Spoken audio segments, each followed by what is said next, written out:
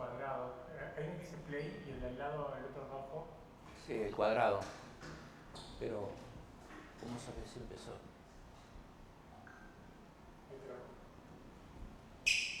Yo ya lo apreté. ¿Dónde lo ves? Ah, ok.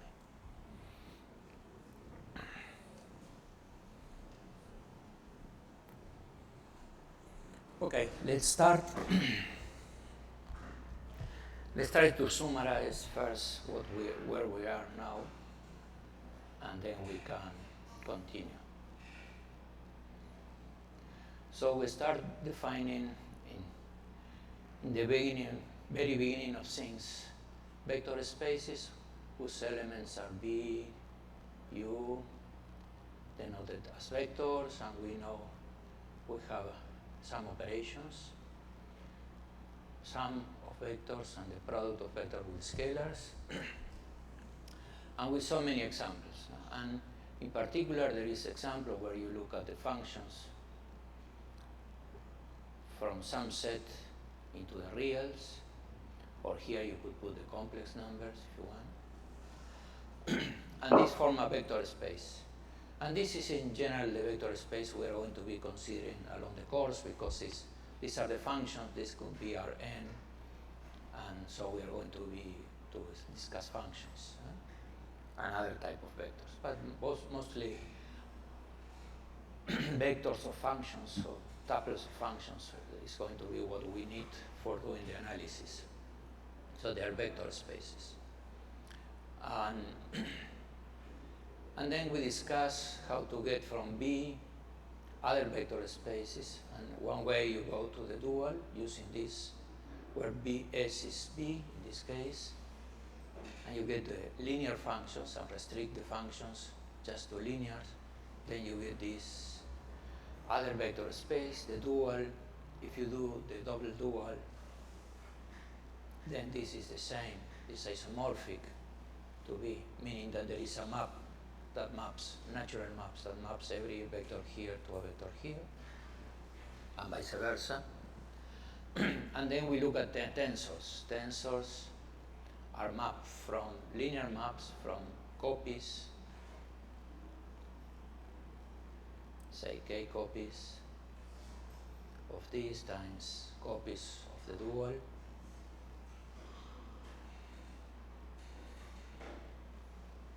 L copies, and this we call tensor of type KL. I never remember where is KL or LK, it doesn't matter.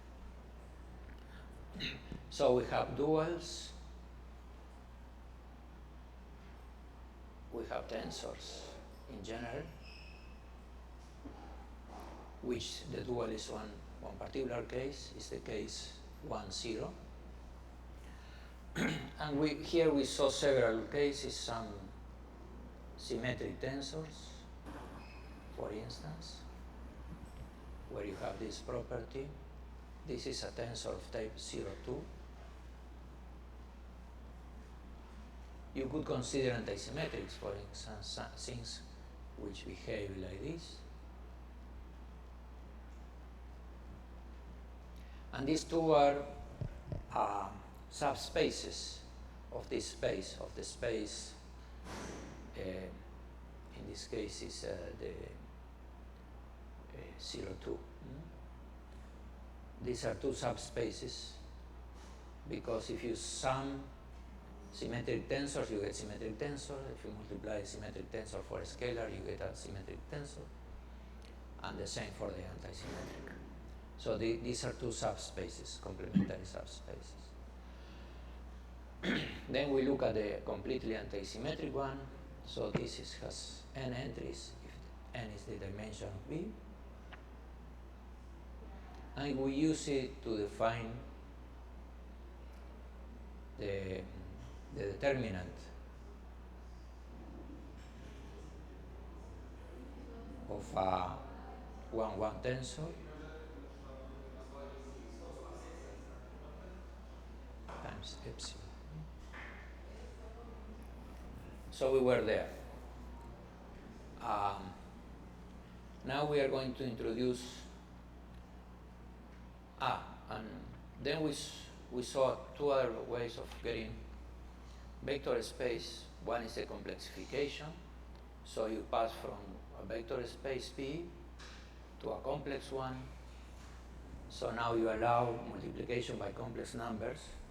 And so if you had a basis for B, you say that all the vectors of these things are the span, but now over the complex of the basis, and then you get this vector. Huh?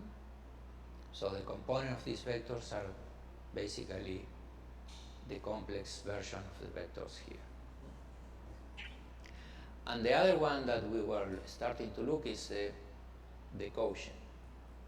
So you take the vector B, you take a subspace. So W is a subspace. It contains in B, subspace.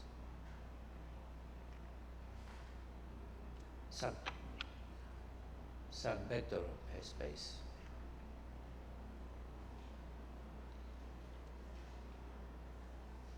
Is in itself a vector space. And so we have the notion of the quotient. And this is also a vector space.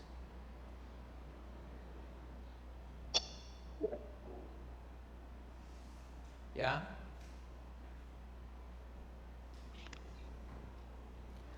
So far so good?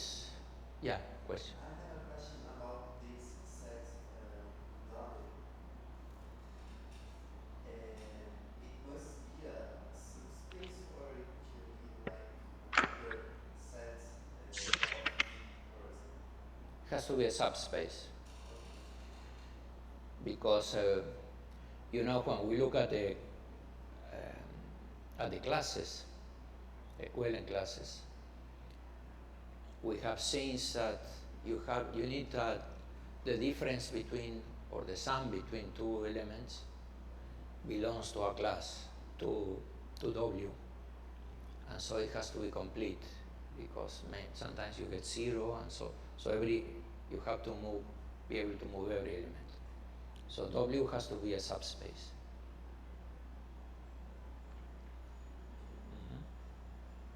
Otherwise it wouldn't work.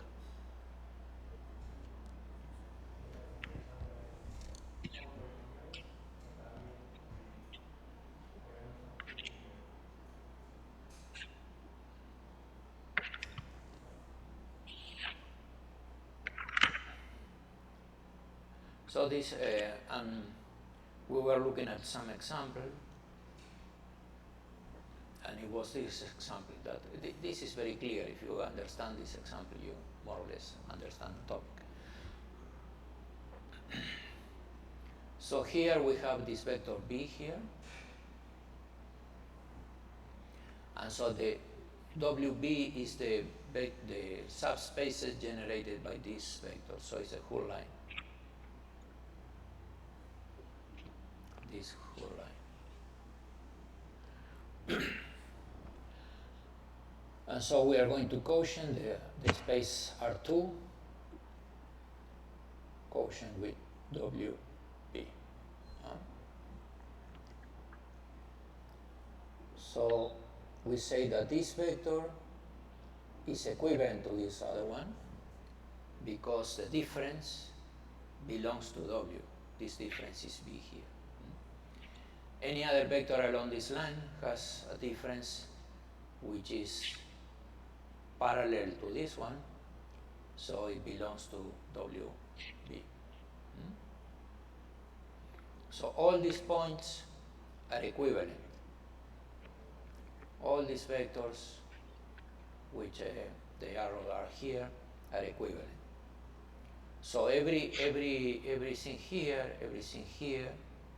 is a, and here I draw another parallel. All these are elements, each one of them.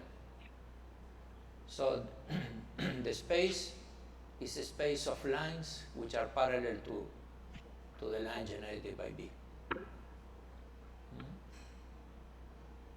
And you say, okay, this is a space of lines. How do I get a sum or a multiplication for something? Well, for instance, multiplication, this vector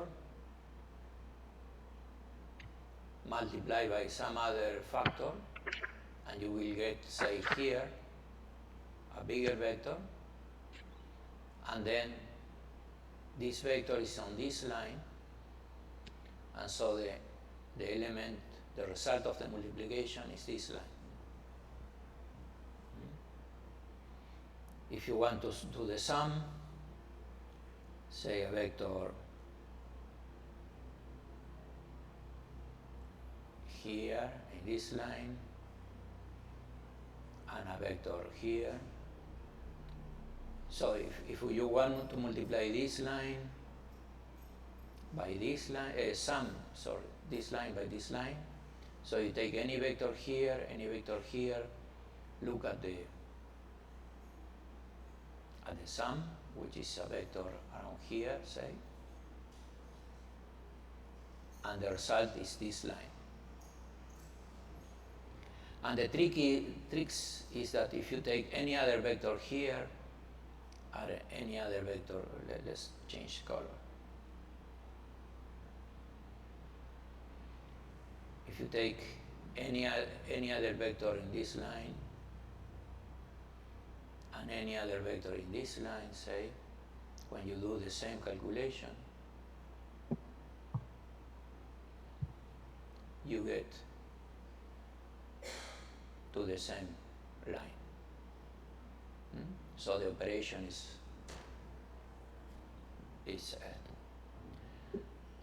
valid.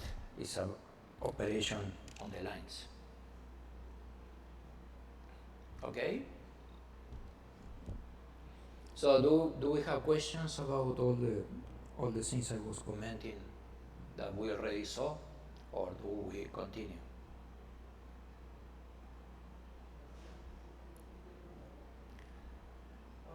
Yeah. So, by constructing that, you're saying that, for example, all the elements of W, and they are equivalent, right? Yeah. But this is not the same as saying, for example, that all elements on a line, for a given line, are equivalent. No, only the lines which are parallel to the line of W. I was trying to use on my mind an example for a projective space, but this is not. No, it's not projective. We will encounter projective spaces, some other things. So this vector space, we can draw a line here and say, okay, it's all these points, so it's a one-dimensional vector space. The dimension of this is 1.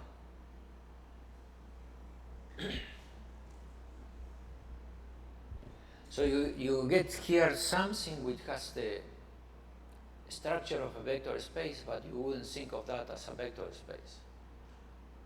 So it's important because many times the vector spaces appear this way. I mean, they are physically not vectors, but are something else, but still with the structure of vector space.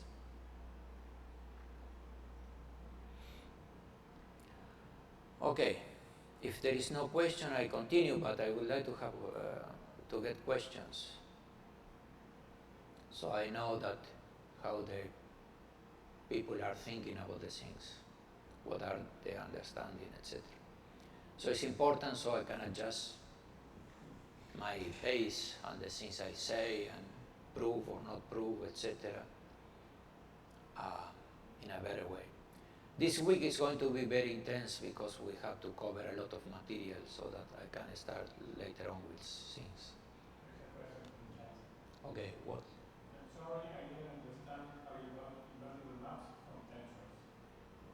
Okay. So this is the case, say I have let's go to the page before. So you say you have a 2 tensor, takes 2 vectors, right, and give you a number. So if you, and it's linear in every entry. So if you take T of B and don't put anything here, this is an element of the dual, right? Because this is a linear map on the vector, on the space B, and give you a number. So this is an element of the dual. So this way we have a map B to the dual given by T. So you take a vector here, put in the first entry of T, and this gives you an element of that, right?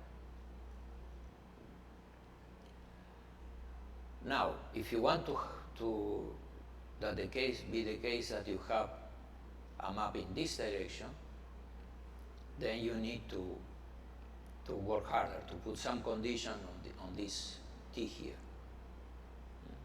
Basically, what you need is that this map be onto, that is surjective, so that it covers the whole space B star, and is injective, so that it doesn't send two things to the same. So you have to impose that condition. If you impose that condition, for instance, if the map is injective, since it's a linear map, and the dimension of this space is also the dimension of this, is enough. So you should find that this map is injective. Huh? What it means injective? It means that T of V, if this is equal, so if you have two vectors that go to the same element, so that you have this equal to some other vector here,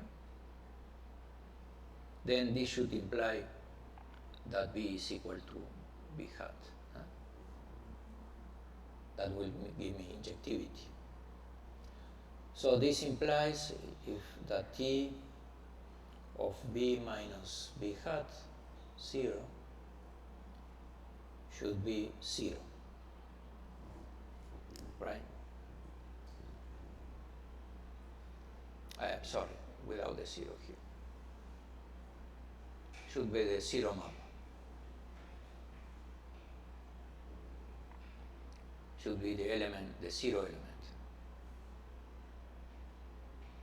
But for instance, you can ensure this, for instance, if you ask that T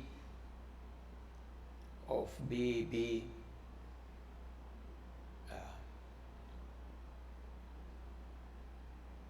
is larger than 0, equal only if B equal to 0, then this is going to prove that, because you just put the same here. You put here apply to B minus B hat. This is 0, so B minus B hat is 0, so B is equal to B hat. Huh? This is one way, but it's not the only one. The only thing you need is injectivity. That will be enough.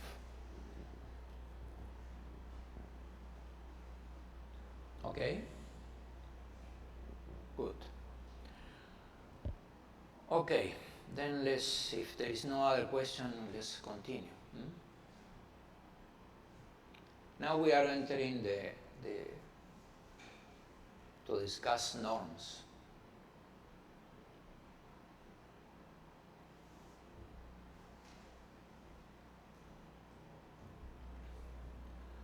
So what is a norm? I mean, analytically, as definition is this.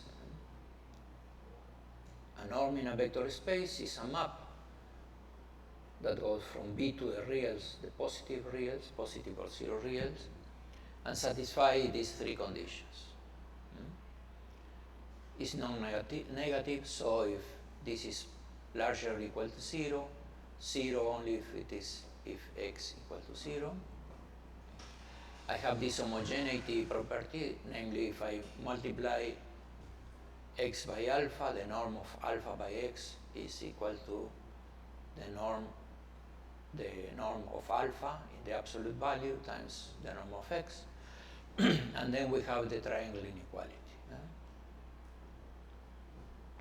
Has to satisfy this inequality for every pair xy.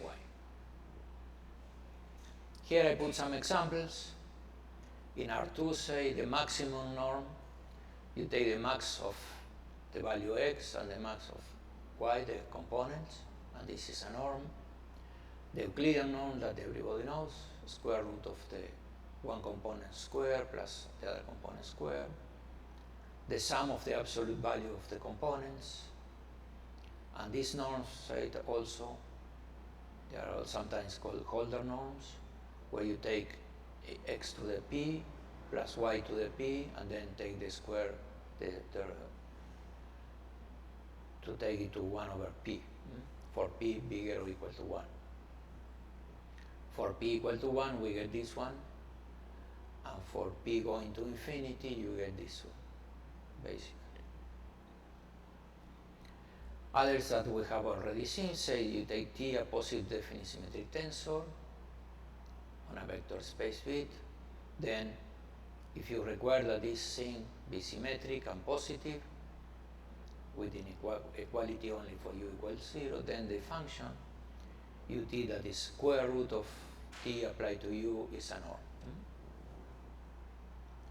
And this is, this type of norms are very important. It's equivalent to this one here, to the because they have not a norm also, but a scalar product. I'm going to talk later scalar products.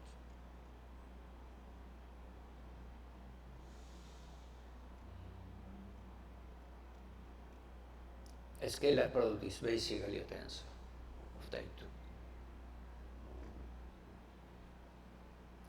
And here is a nice exercise. You can prove that if you take t with two vectors, square this is less than the norm of u with respect to t and the norm of v with respect to t.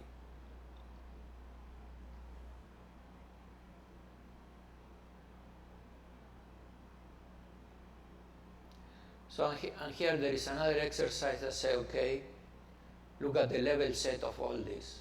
That is the unit balls of all these norms. And let's do it here. For instance, if we take the first one, this norm is the max. So if I have a vector, any vector, and if I go in any direction to 1, I will get the maximum, right? So if this is the 0,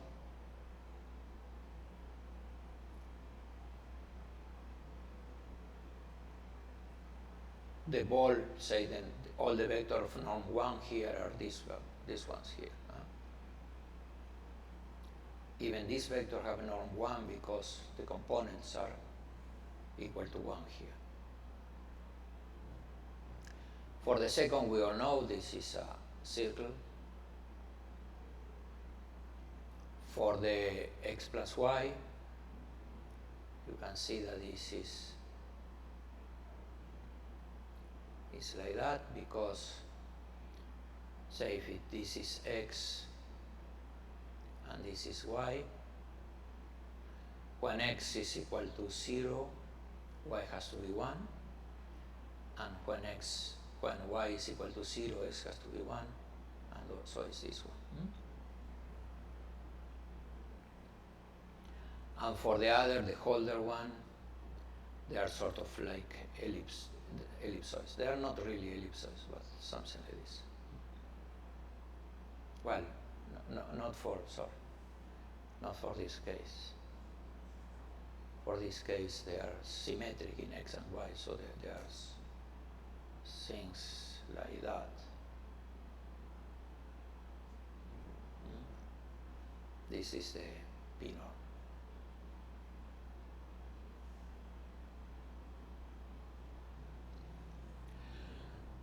Let's see what things do this set have in common. First, that they have this radial property, namely, let's put in some other color.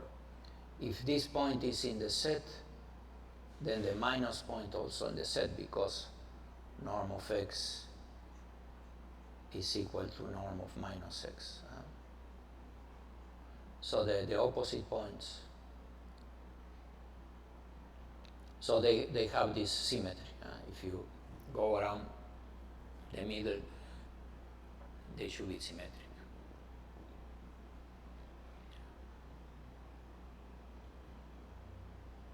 And then they have the property that if you take a line from here and make all the vectors, say I take a vector x and take all the lines of the vectors alpha x, at some point I should cross the 1, right? Because there will be some value if x is different from 0 that alpha x obtain the value 1. So they are enclosing the 0. In any direction you go, you have to find the boundary. And the other property that they have is that they are convex. Namely, if I take a point here, and draw a line between these 2 points, all the line is inside or in the boundary.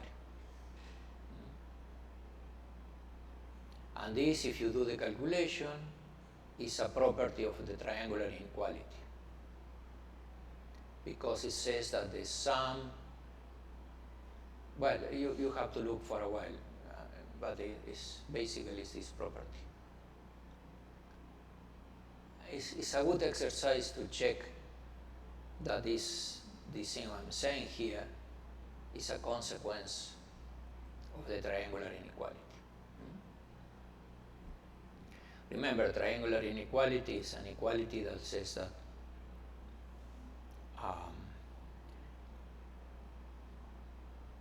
the norm of this vector, which is the sum of these 2 vectors, is less than the sum of this and the sum of that. So that says that this distance is always less or equal to going to 0 here and going up here. That's the triangular inequality, basically. And here in these sets, it translates in the convexity of the sets. So this set have the property, I'll say it again, that every point here has his opposite also in the set. The set surrounds the 0, because if I multiply any vector by some alpha, I will get into the boundary, and it's convex.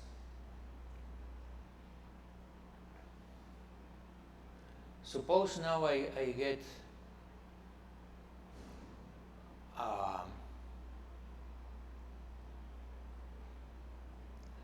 let's draw this.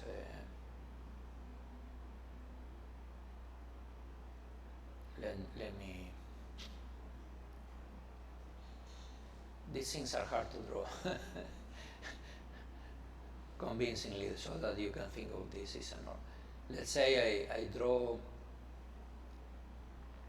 I want to draw something with these properties. So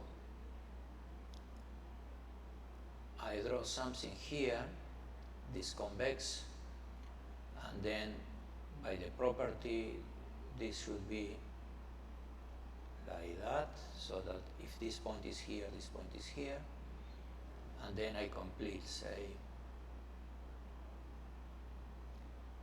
like this, right? So this set satisfies all the 3 properties. It's convex, all the points in the boundary have a reflection around the center, and it surrounds completely the 0. And now I want to define a norm on vectors, a norm the following way. You take the vector, say this vector, this is x, multiply this vector by alpha, so that alpha x belongs,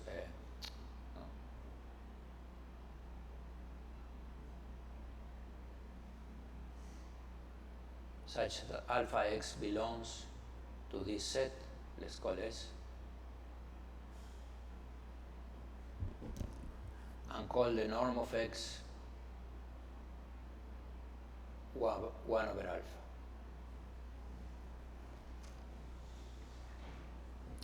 I claim that if you do that, this is a norm. It's a real norm with the three properties. Yeah. Well, so you said that in order for it to be a norm, you need to have a convex, like level surface Yeah. of this function.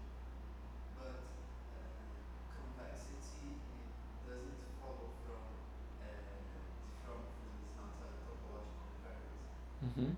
So suppose I have a space where the norm is convex, then I do a transformation of variables, and then it's not convex anymore. So this norm only works in that specific coordinate, or I think you have to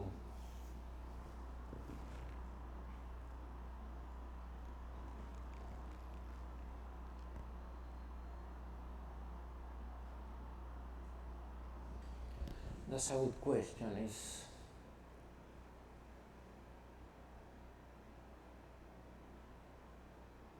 But here we are not in a manifold in the sense, right?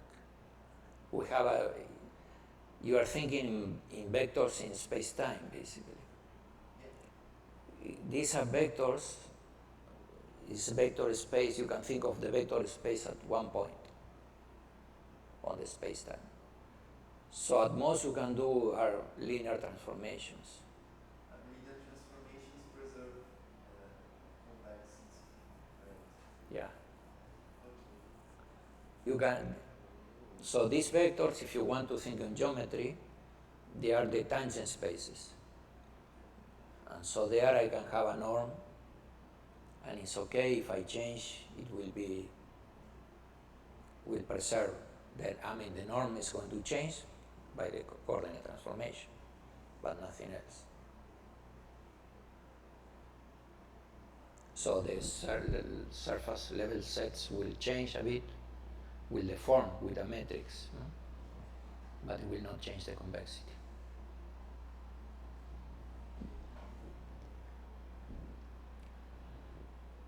So this way, I can define the norm corresponding to this level surface.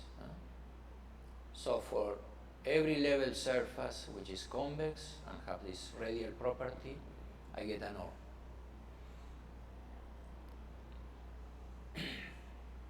I think in the note, in the homeworks, you have to prove this.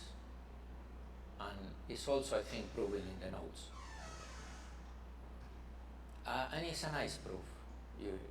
It's worth spending half an hour. With respect to the homeworks, since homeworks,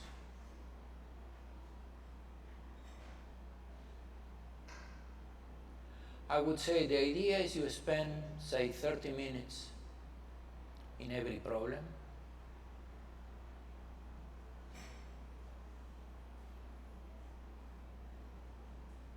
And if you cannot find the solution, so first look at the theory, look at the notes.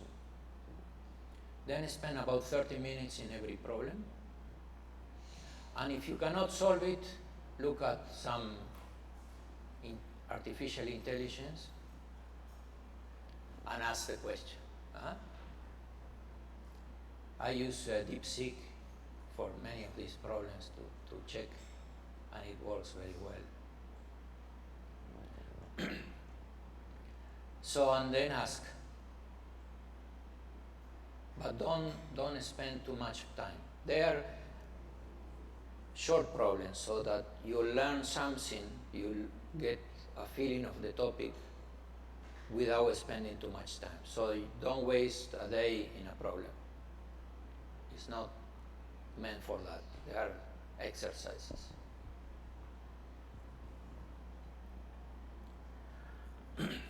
We will set someday that we will get together online and check problems, right?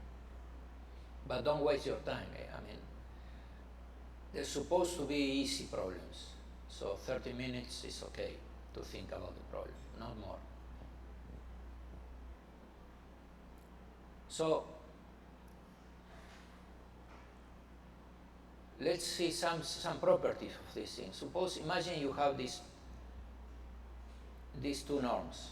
Let's say this one and this one.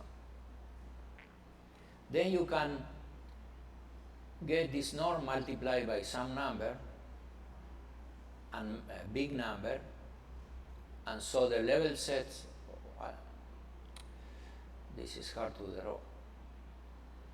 I say something like this. This is supposed to be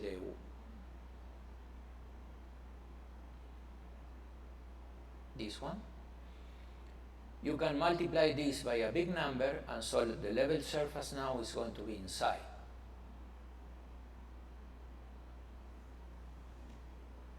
And you can multiply this one by a small number, the norm, and you get a norm which is outside. And because these properties, you can always enclose one with another, just by enlarging them. That's what it says, is that one of the norm for every vector can be bounded by constants with the other norm. Let's call it norm prime. The same this way, with another constant. So the norms are equivalent.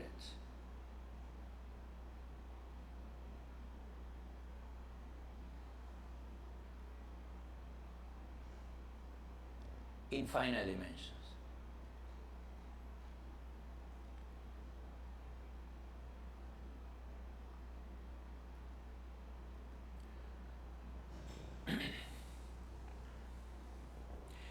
They are equivalent in this sense that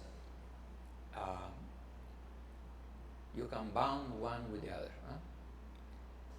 When we see topology in a while, in about 2 hours, we will realize that this equivalence is in topology, namely the topology that induces this norm is the same as this norm, the topology of this norm. So in finite dimensions, when you have norms, the topologies are all the same. What happens in infinite dimensions? Well, in infinite dimensions, you might say, okay, I take, for one of the components, I take one constant, then I look at the other component, I need another constant, say smaller, and for the next component, something smaller, and you can go on all the components and you can get to 0. So this constant can become 0 or infinity. Because you have many infinite dimensions to go. So when you try to put one set into another, you might run into problem. Suppose, to see this, suppose you have this level set and this level set. So to include this one here, you have to multiply by very small constants so that this one goes here. Very big constant, sorry. So that this gets here, right? And if you have more dimensions, you can do things that are in any directions, they are bigger and bigger, longer and longer. Like that and so on, right? If you are in 3. So when you try to put this inside this is going to stake out, and you will have to take a smaller constant and so on, until you run into. Yeah, and if you have infinite dimensions, you can do this to send the constant to 0. So you cannot make one inside the other. So this equivalence is only for finite dimensions, dimensional spaces. For infinite dimensions, the norms are usually different, and there is a zoo of norms. And sometimes we need some norms, sometimes we need some other norms. So we are going to study different norms in infinite dimension. This is the big difference between, or one of the big difference between finite dimension and infinite dimensions, that we have to be aware of. Questions? I have a question. You said that these level sets are compact. This is true even in infinite dimensions. No. No, for instance, a ball in infinite dimensions, the unit ball in the Euclidean topology is not compact. But is there another topology where it's compact? There are weak topologies where it's compact.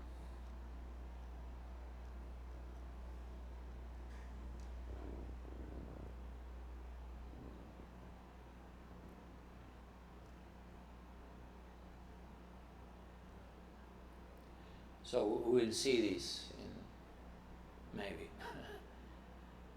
Hopefully we will see this.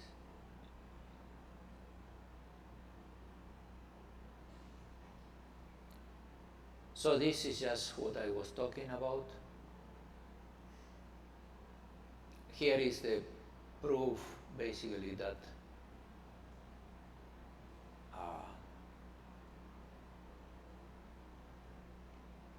that the interior is compact.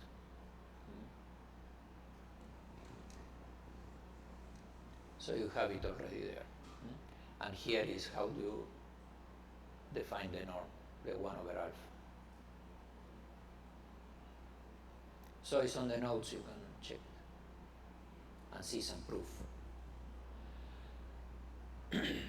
And here is the theorem that all norms are equivalent.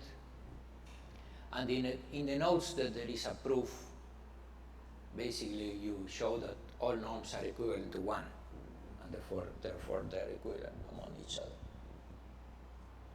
I mean, not the way we did the proof, but it's a way where we really do calculations in the analytic sense, using the norm properties. And here we use compactness. That's why it's good for, because we take a norm, say a norm 1, and the level surface of this norm, we say that it's compact. And this is only true in finite dimension. In infinite dimension, the proof fails because that's not true.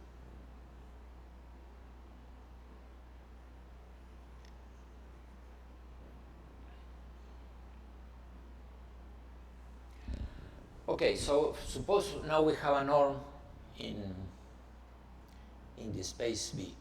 So we have B and we have a norm. Can we induce a norm in B star, in the dual space? And the answer is yes.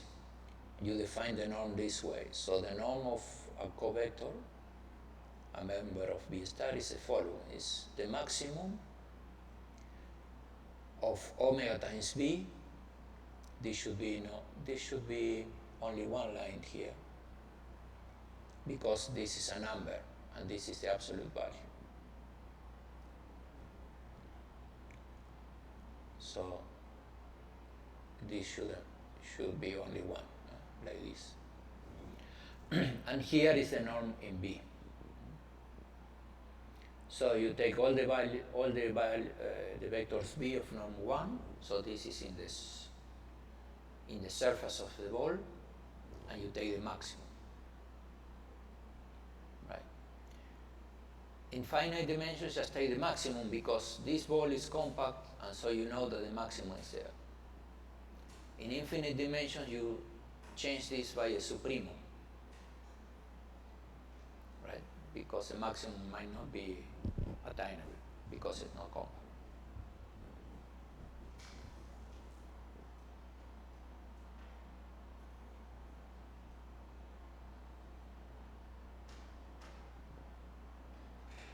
And this, the claim is this is a norm, satisfies everything for a norm. And also you get immediately this property, which is very important, that when you take the W by B, this quantity, only one here,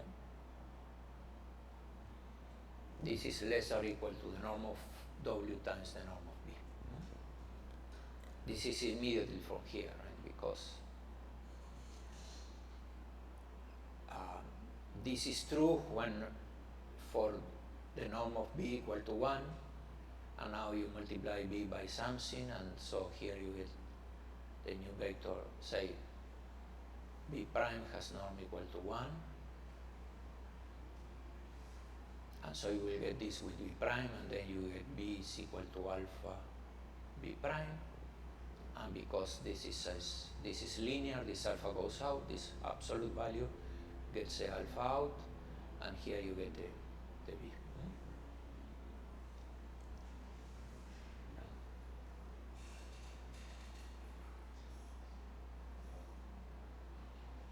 And so we will see, you have to get used to this thinking, because we are going to use this a lot. These induced norms appear everywhere.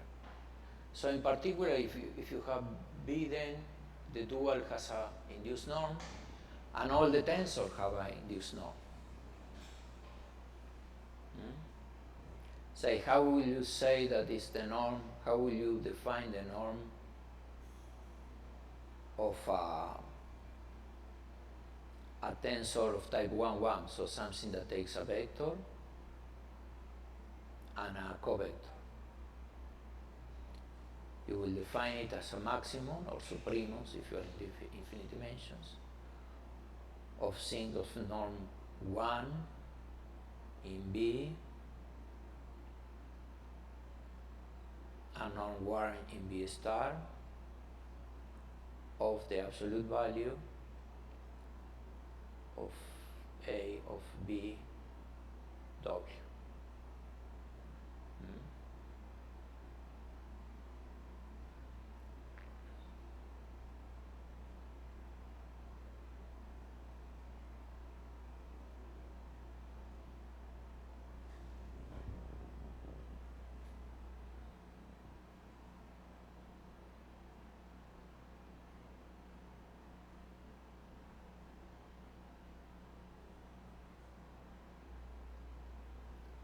We'll see this in an example, so that you get used to this notation. And here I put scalar products, because we are going to use a lot of scalar products, and I forgot to have it defined properly, so I put it here. So a scalar product among two vectors is a map from B complex to B complex into the complex with these properties. This is a real number and is positive, equal to 0 only if x equal to 0. Is antilinear in the first entry.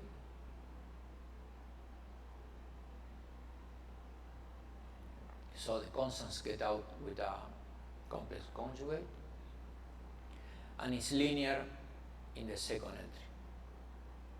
So the constants get out without the complex conjugate, and it's symmetric conjugate. Namely, if you put instead of yx, the equality goes with a complex conjugate on the top, and this function, which is the square root of the scalar product, is a norm.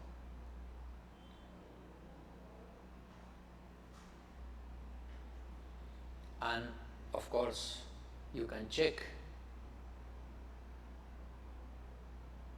exercise that this norm defined this way satisfies always the triangular inequality, which is a property that is not so simple here to prove.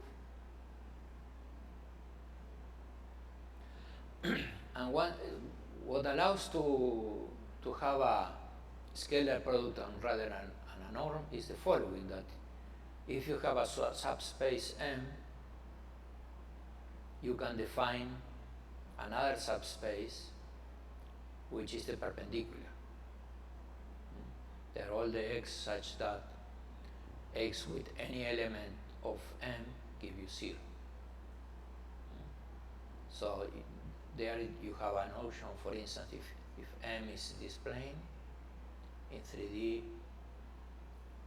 this line is a perpendicular. It allows to get one line. And this is a property of scalar products.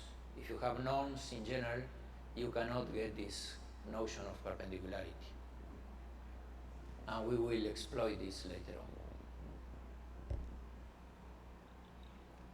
There is a proof that is very important in what we are going to do, and we need this notion of perpendicularity. That's why it works with scalar products rather than norms. So scalar products are very useful, very important.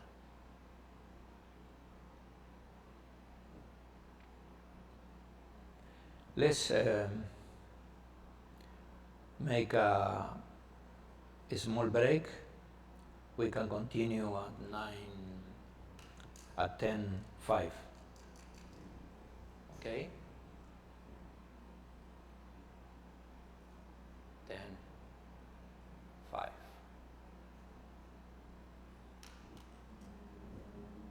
Okay?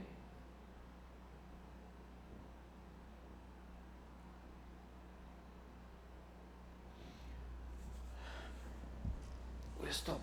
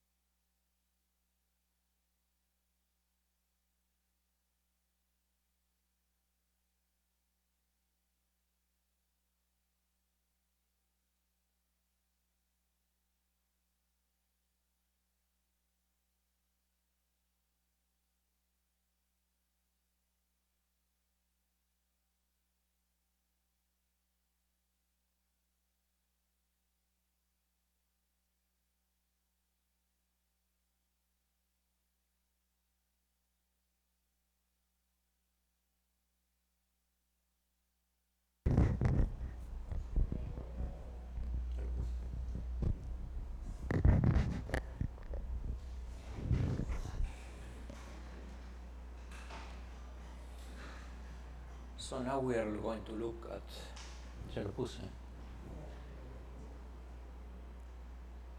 Sí. We're going to look at linear operator theory. That's basically the theory of linear maps, that is tends from B to B, from some vector space to itself, and those are, you know, the tensors of type 1, 1. So are things, you can think of them as something that will take a vector and a covector, and if you now look at this with only the vector applied to it, this is an element, is waiting a covector to give you a number, so this is an element of B star star, and therefore of B, since they are identified.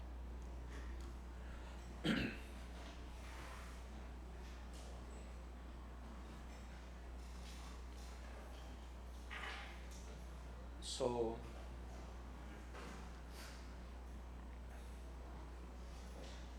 and so they are vector spaces, right? So you can get one and add a multiple of another one, and this also belongs to this space. So L is a vector space of these things, but L is also an algebra, right? Because in principle you could multiply, let me change color here. You could multiply a linear map by another by composition. So this applied to some vector B is A of B of B. So you have this multiplication, and so you can build functions, analytic functions of A. So you can, in principle, define something like this, where this is a map also, and we will say that it belongs to L, because you apply several times the operator L to a vector, and this is a linear map. So the norm that we are going to use here is the norm that we already saw a moment ago. So the norm of L is the maximum of all x equal to 1 in the norm B of the norm of this, which is also in the norm B, because this is an element of B.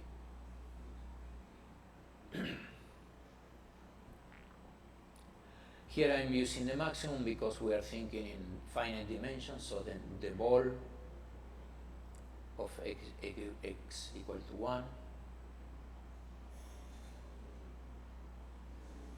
is a compact object, and so the maximum is attained, maximum and minimum is attained, so we put the maximum. In infinite dimension we should put supremum. And since this is a linear map and we have this property, right, this maximum exists. So every linear operator in finite dimensions has a finite norm. And which norm you use is irrelevant because they're all equivalent. But in infinite dimensional spaces, this is no longer compact, so here you don't get a supremum, you get maximum, you can put a supremum, and in general the supremum might not exist, so the operators might have infinite dimensions, so they are not bounded. So this is a big difference between finite and infinite dimension, and that in particular applies to the case that you might get something which is here is bounded when you are doing this product, but when you apply A in the infinite dimensional case, it might not be bounded. So this should be in the domain where this is bounded if you want to get something finite. So the algebra there is not clear at all.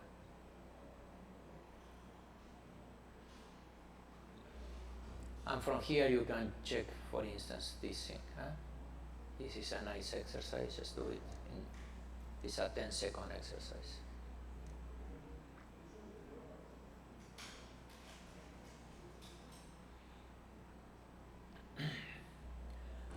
So for instance, we say we could make functions. You can make the function which is the exponential of the operator. And this, for instance, this is if I do exponential of a times t, because I put the t here because we're going to use it later, some parameter, then that will be defined as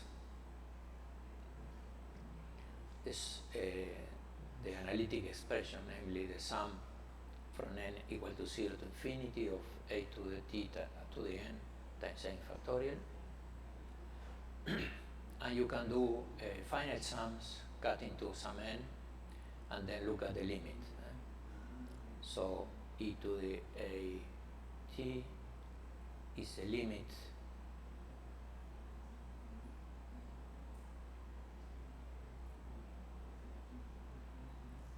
of this sum when n goes to infinity. And you can prove the theorem that this thing is infinite differential with respect to t and belongs to this space. We are going to do it. In the notes there is a proof of this. Now I'm going to defer it because there is a point here that we need to discuss when we study topology. And then when we have that, I will come back and check on this example, as an example. So now we have to postpone the proof. But you can also define, say, the sign of AT, for instance, things like that. And why this is important? Because in many cases we are going to find the linear systems where you have some vector and you got this equation. And the solution to this is the exponential. So you need to know and control the exponential. And most of what we are going to do today on linear algebra is to understand how this behaves, how this exponential behaves, because that's central for the hyperbolic equations, the systems. So we need to understand this.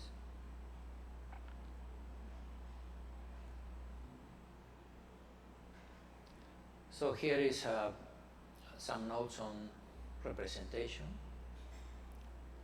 So we have a base in some vector space, a cobase satisfying this relation, and the component of A in this base are this. So this is a matrix.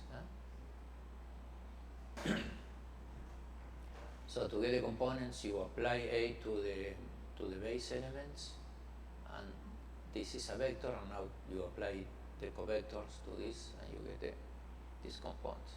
And so A now can be written as the components times this combination of the bases. So if you apply A to B, this is the sum of Aij, so Aj, this is an I,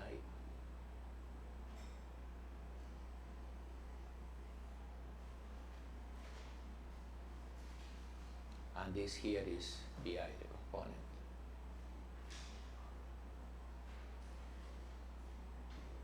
So it's the product of this coupled with this matrix, this vector coupled with this matrix. If you have some other base and the corresponding cobase, there is a matrix relating one to the other. This matrix in the components runs into the vector index of the bases, and likewise the cobase changes with the inverse of this matrix, and then you can check very easily that the new components are of A are of these ones, where this is the component on A. So as matrices they change with this transformation. And we always say, okay, 8 twiddle is equivalent to 8 if there is a p invertible such that this is equal to that. Huh? So a linear map A has many representations, Aij, A twiddle ij, and there are equivalents, and as a representation, I mean, this thing is the equivalent class of all this under the P. Yeah. Is there a way to see these equivalents? But I mean, thinking of matrices in 2 dimensions, we have 4 independent components, right? But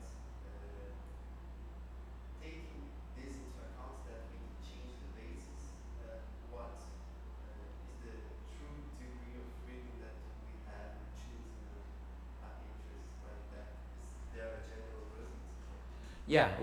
Yeah, this is a canonical Jordan decomposition that we are going to look at now.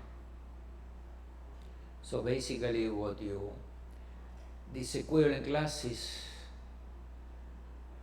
in 2 dimensions says bounds to either 2 numbers, the eigenvalues,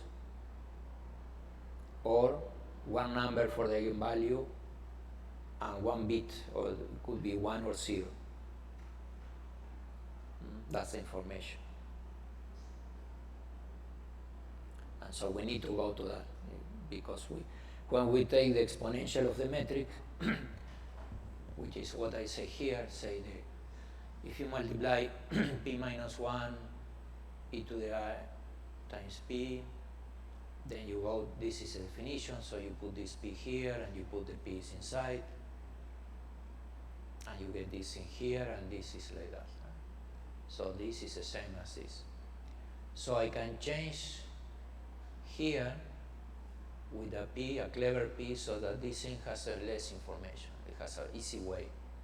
And then I can compute this exponential. So that's the way we proceed, get into the matrix into some simple way. So I'll come back to this line later on. So the operator in itself is just not any one of these, but the equivalent class. Here there are far more information that is really substantial. It's just depending on the base.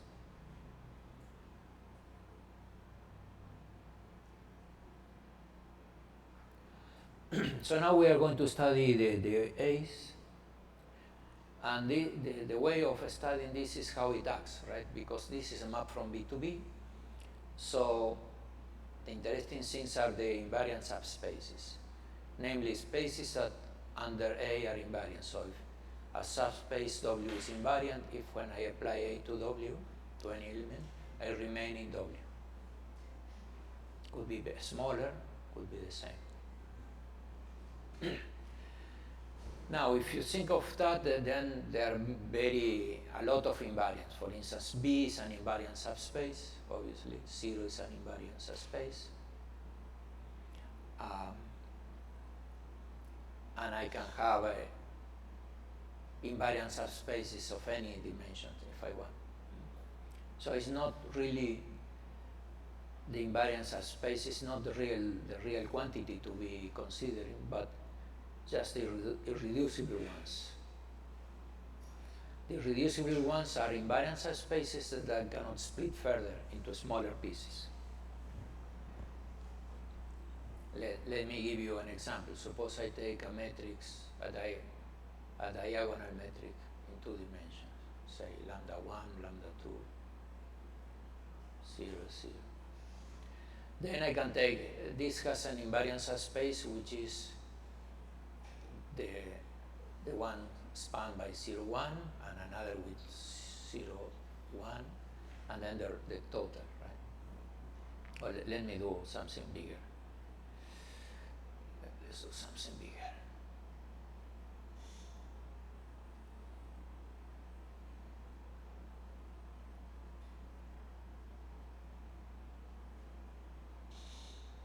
Suppose you take this one.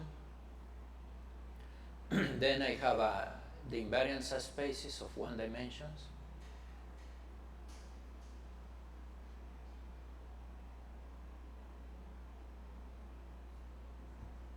But then I can collect these two, say, and this is an invariant subspace, the span of these two, because this is going to keep me here and this is away. So this this is information which is not relevant because I know that I can split in two smaller ones. So actually I have three here. I have this invariant subspace, this one and this. There are three. I don't consider the one that is just the union of these two. But for instance, if I have a 1 here, which is another form of the Jordan form, another possibility, and this equal to that one, then in that case there is only 2. This is all together in one and this is another. They get together. So in this case, invariant subspace is this one, which is 2-dimensional, and this one. In the other case, if I have a 0, I have 3. Right? So what is then important is the irreducible ones, the ones that cannot be further split in smaller ones. And here I have this example. Here is the example that I just mentioned here. And here below is example where the matrix is 1, A,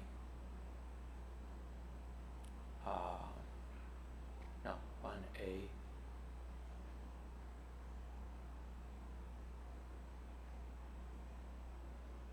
one zero. Let's look at this case, this metric. This is represented by this. So this U1 is an eigenvalue, is this one, and I look at for the other one, right?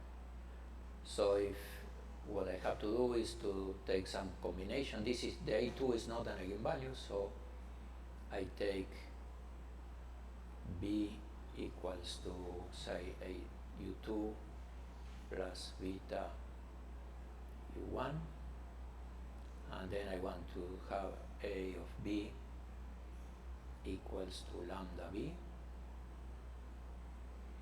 and so when I apply A to B, this gives me A to U2 plus U1, and then this part gives me just beta U1, and this should be equal to lambda times U2 plus U1, A, no, U2 plus beta U1.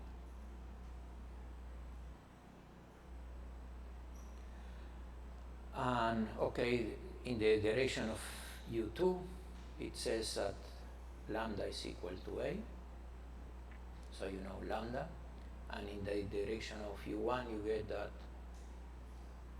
the 1 here is equal, this goes subtracting in this other side, and you get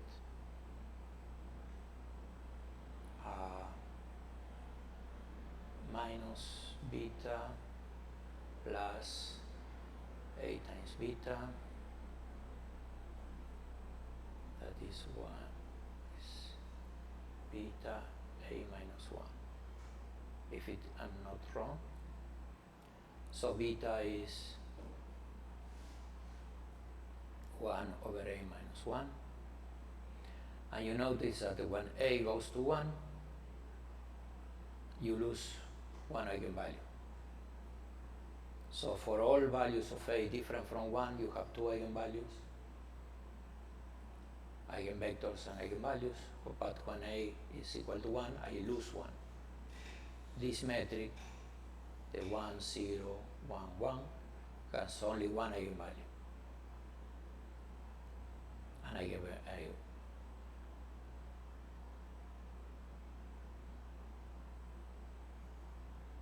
And that's why the space, the reducible space, is two-dimensional, because you cannot get two.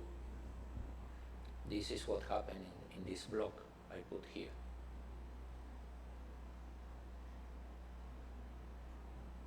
Right? So studying the invariant subspaces tell me what is this relation, what is the structure. And the structure that has problems is a structure where you have two equal eigenvalues and something here of the diagonal, and then you have problem.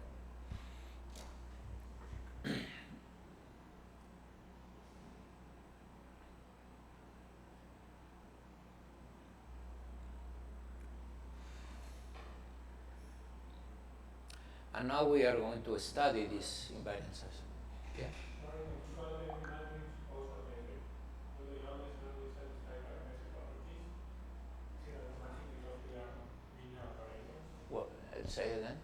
Sorry, but you call every matrix also a metric. Do they all necessarily satisfy metric properties? Is it automatic because they are linear operators? So in a basis, I have a linear operator A. This is something abstract. It's something that acts from B to B. If I introduce a base, once I introduce a base, then this thing I can write in this base and the cobase. This thing is equivalent to some matrices. These are numbers, set of numbers.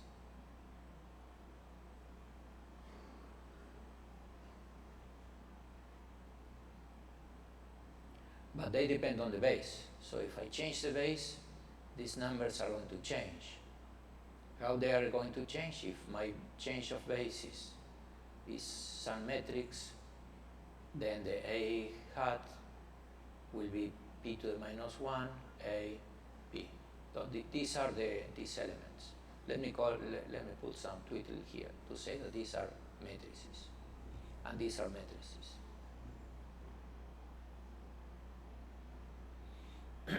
So an operator is an equivalent class of matrices because this represents the operator and this one represents the operator. The matrices have a lot more information that is really relevant. So we have to look at the equivalent class.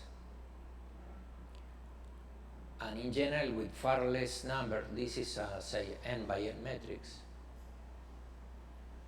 we can represent the content via the base and some smaller quantity of numbers here.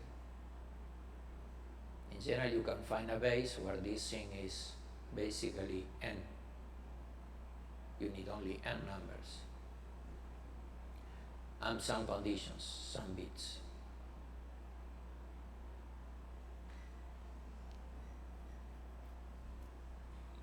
So now we are going to do this, look at this decomposition to see that we can split in these two things. And actually at the end we are going to say, okay, we don't want to have these extra things. We want matrices that this is not here for the hyperbolic system. So we are going to reduce, find necessary and sufficient conditions for not having this, because that is what makes hyperbolic system well posed. So at the end we are going to get away from this. But it's nice to know what the theory is in general.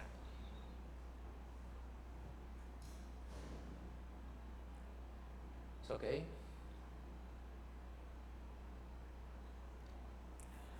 So now we are going to state the lemma here, which is actually the main theorem in algebra, in linear algebra. And this is if I have a map from BC to BC, where BC is finite dimension, then there is always exist an eigenvector and a vector u and a complex number lambda such that this thing here is 0. So this metric has a kernel and the kernel is u. And you know from algebra what is this about. You look at this thing in some basis. So in some basis this is a metric minus lambda. Here you have the identity matrix applied to a vector, a tuple equal to 0, and you know that this has solution if and only if the determinant from this is 0, and this is a polynomial in lambda, and we know the polynomials have at least one root, so there exists a lambda 0 such that p of lambda 0 is equal to 0, so there is one solution. And if this determinant is 0, then you can find the u. So you know this in general.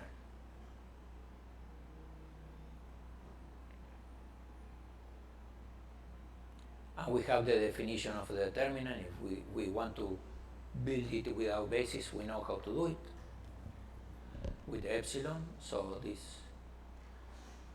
although I'm using a base here, it is not necessary. So we are going to use this theorem now to prove, just to do some calculations in algebra. And what we are going to prove is that we always can choose a basis so that the matrix representing the operator has this form. That is upper triangular, with zeros below. So the Schur lemma says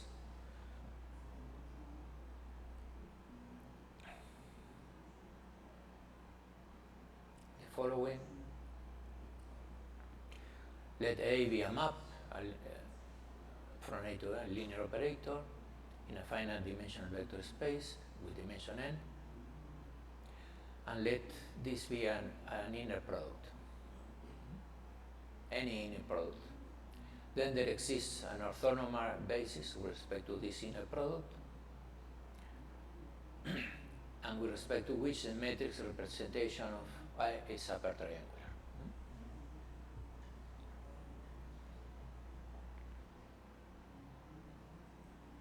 So we look at the eigenvalue equation, eigenvector eigenvalue equation. Since we know that there is a solution, we call this solution lambda 1 u1,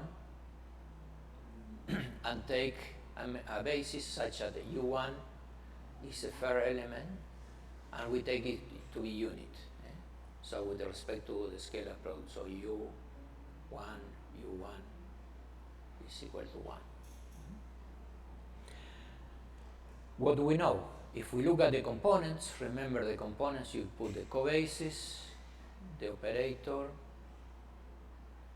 and here the base. So this is going to be theta of lambda 1 u1. And we don't know theta because for going to all the thetas, to know all the thetas, you need to have all the u's in the base. But this we know. Whatever this is just the delta j1, right? So these components are just 1. These components. So this is the first element on the column, and the rest is 0. So you know A, the matrix A in this representation has lambda 1 here and zeros here. And now you do the following. You take the u1, do the span of u1, so this is one-dimensional vector space, and take the perpendicular to that, namely all the vectors u such that when you take the scalar product with u1, you get 0.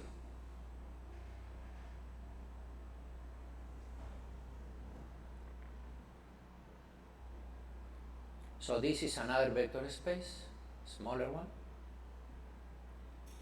And now you look at a map from Bn minus 1 to Bn minus 1 given by this. The A1 is this thing here times the A. And what it does this is take out the U1 component. So that this map goes to Bn minus 1 because it's perpendicular to U. That is because if we apply theta to this side, we get 0.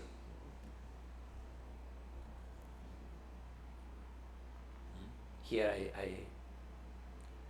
I look at the operator P1, which is this one. It satisfies that P1 applied to P1 to U1 is 0.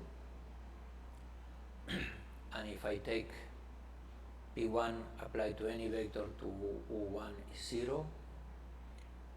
And it's a projection. If I take P1 square is equal to P1. So this is the projector into the space Bn minus 1. So what we have now is we have the U1 here. We look at the perpendicular space.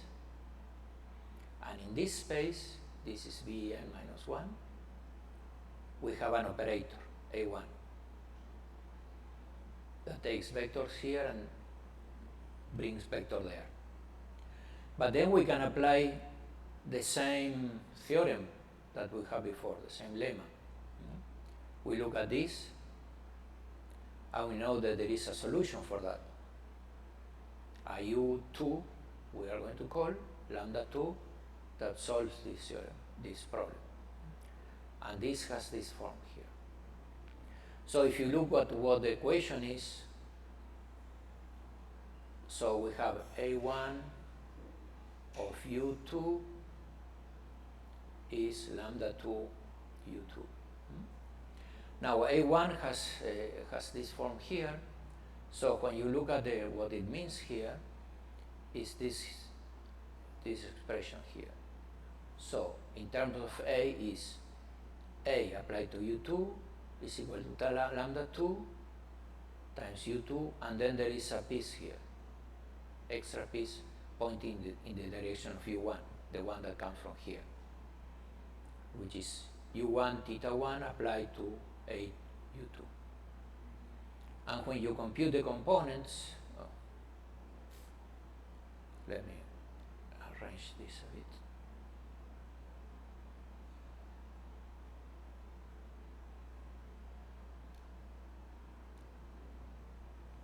When you look at the components, all the J's 2 components, this is the second column, you will get this here, and this is all this here, and so this is going to give us a delta J2 times lambda 2, and this is going to give me some extra thing, J1, J2, and the rest is 0. So in the second column, you get terms only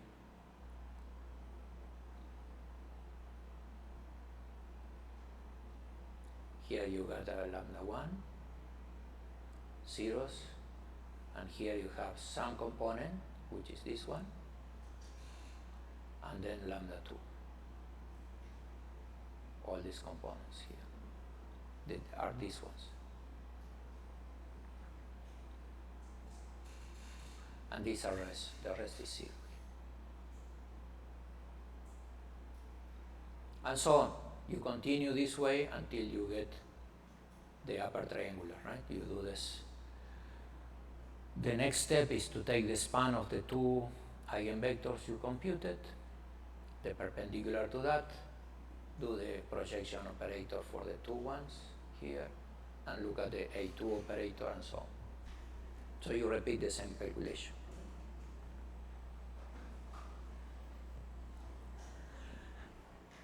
Now, this way of proving the sure decomposition depends on a scalar product.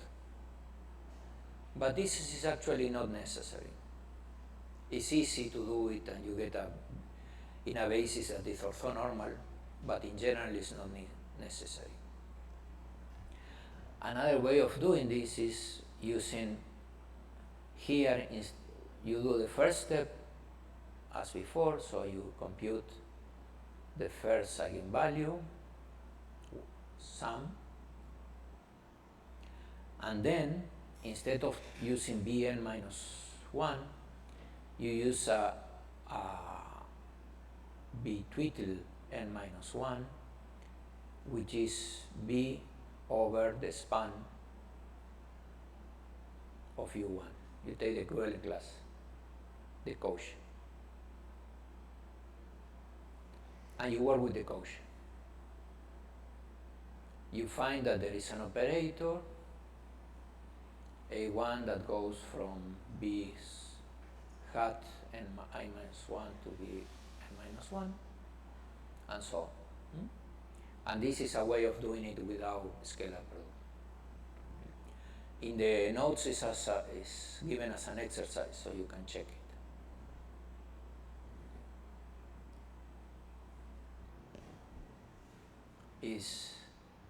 It's a very nice exercise for understanding how operators are defined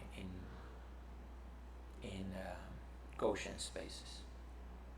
So I recommend that if you do it.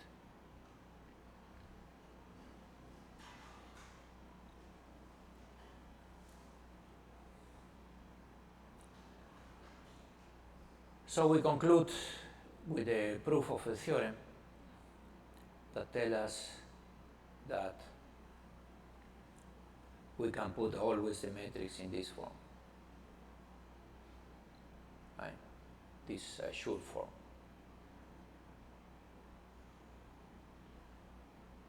But can we do better? Can we? Here we have still a lot of components, which are basically arbitrary. Can we do better? And yes, the answer is yes. And this is the Jordan canonical form.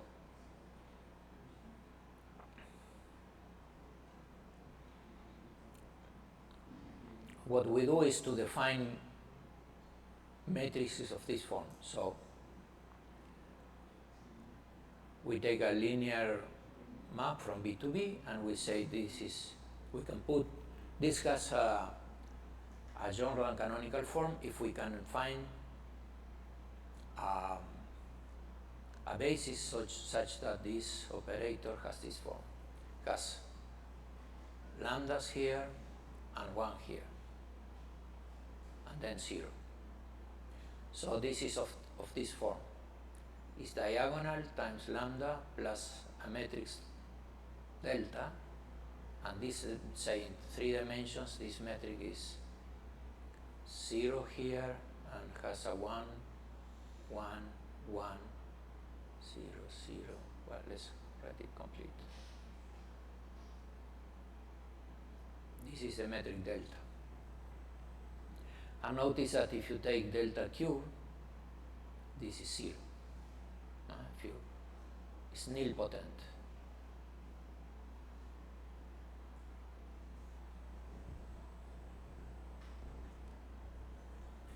This is going to be important. So this is a particular linear map that has this form. Not every linear map has this form, but what you can prove is the following theorem. So let A be a generic linear map from B to B. Then there exists a unique decomposition on the direct sum of B into subspaces. So B can be written as a direct sum of these subspaces. They are invariant. So they satisfy that when you act with A in this C's you get something in the C. They are irreducible, that is, there is no invariant subspace smaller than this one. And the operator in each one of them is of a Jordan form. So it has only one eigenvalue.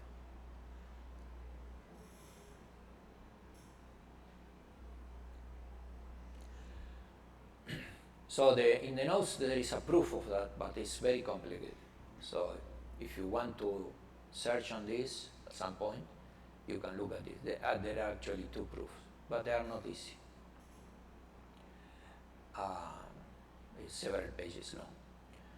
So let me give you some examples. Suppose you have a map from C3 to C3. Then this is a polynomial of degree 3, so we know that we can have 3 different roots in general, or less. So if you have 3 different roots, then the metric is just simply lambda 1, lambda 2, lambda 3.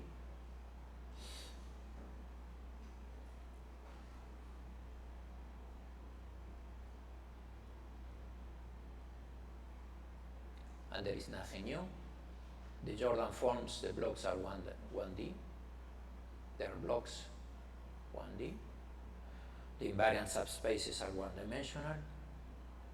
But if 2 roots coincide, say these two, then there we have 2 possibilities. We can have either 3 spaces, and here, since we have this symmetry, we have a degeneracy, so we can take any one we like, right? Any combination is okay for having one-dimensional spaces, but it's still 3 blocks. Or you can have this one. So you have this one isolated, one-dimensional, and this one. That's what we saw before. And if we have 3 roots coinciding, we can have this in here, and then we have either the same block as here, so 2 subspaces, or we have a complete subspace. There is no subspace. The only one is the whole thing. So these are the possibilities.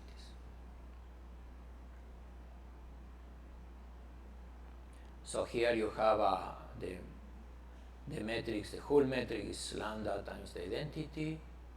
This one has a block that is lambda times the identity, and then there is a block here that is lambda I plus delta, and delta in this case, delta 1 is 0, 0, 1, 0, so delta 1 square is 0. And in this case, you have lambda I times delta 2, and delta 2 is just, this is just the metric 0, 1, 0, 0, 0, 1, 0, 0, 0. And delta 2 square is 0. Or delta 2 cube is 0.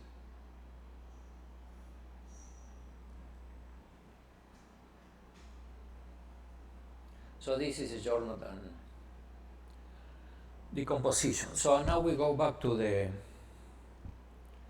exponential map. So remember that we could do a transformation.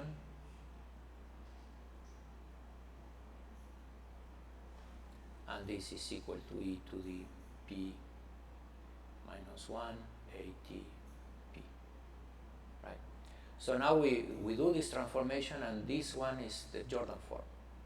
So what we get is e to the, since this is a Jordan form, and in each subspace we can take, they are invariant, we can look at the metrics in each one of them, because this is going to be invariant, so we just look at any one of them. In any one of them, we have lambda I plus delta in general. Lambda I times t.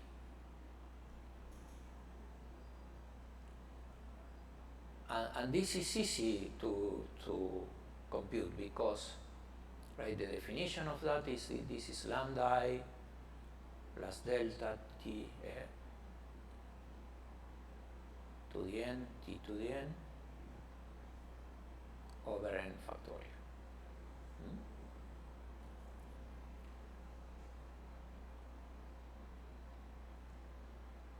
So when we do this calculation, the important thing is every time we get here, we will get some, there will be some term like lambda t I this to the n over n factorial, and then there are other terms that have lambda, they have delta. But delta to some power is 0, right? So what you get here is only a finite number of terms. So you get here a polynomial in lambda t, a finite polynomial, times the identity, right? Because lambda to, say in the case 3 by 3, lambda to cube is 0, so you get only I times lambda is lambda, and then you get lambda squared, and then 0. So it's a polynomial of degree 2 in that case. In general, there will be a polynomial of some degree, which is the dimension of the block. So this part is going to give you e to the lambda t I. And this part is going to give you some matrix, which is a polynomial in lambda t. Right? So the end calculation is this one. Now, when we do hyperbolic equations, and also it appears in ordinary differential equations when you are solving a system, ordinary differential equations, this system,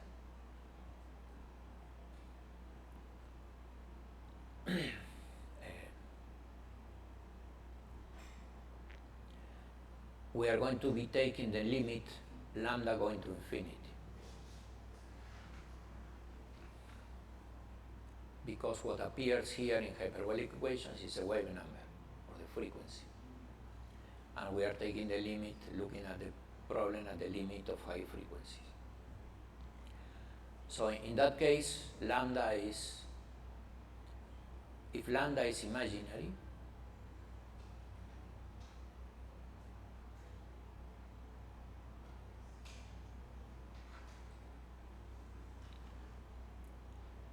this part is going to be bounded by 1, but this part is never going to be bounded by 1 because it's a polynomial. So the boundedness of this matrix only happens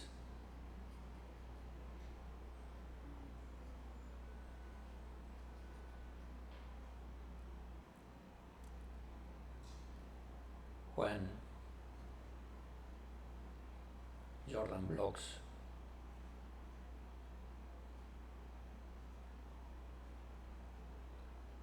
are one dimensional. That is, a diagonal is diagonal.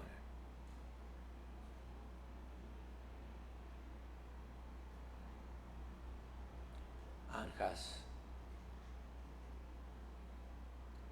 imaginary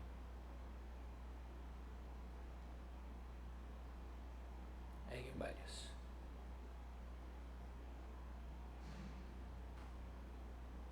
Right?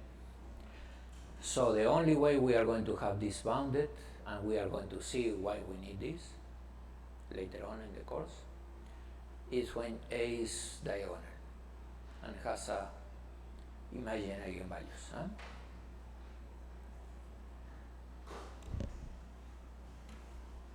And this is something we are going to build. What we are going to look now is, later on today, is asking what are the conditions for an operator to be diagonalizable. What can we say about the operator? When is an operator diagonalizable? And this is going to be important. So we are going to go in this direction. Let's have another break for 10 minutes. So we continue at 10. I will try not to forget. Okay?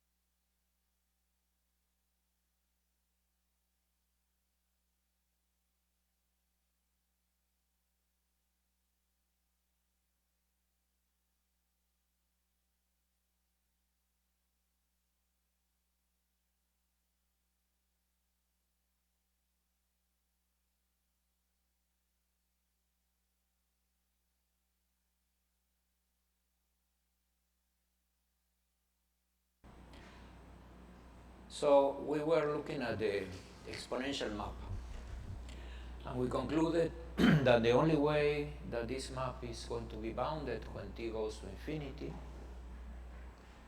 is that the A has to have a Jordan blocks, one-dimensional Jordan blocks, that is, A is diagonalizable.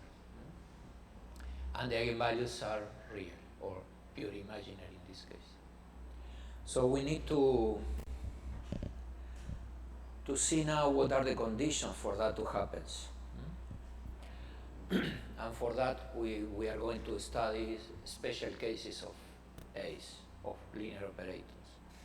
So now we have to introduce some new operators. And this, one of them is the joint. So imagine that we have a linear map between two vector spaces. So this is an element of all the linear map from B to W.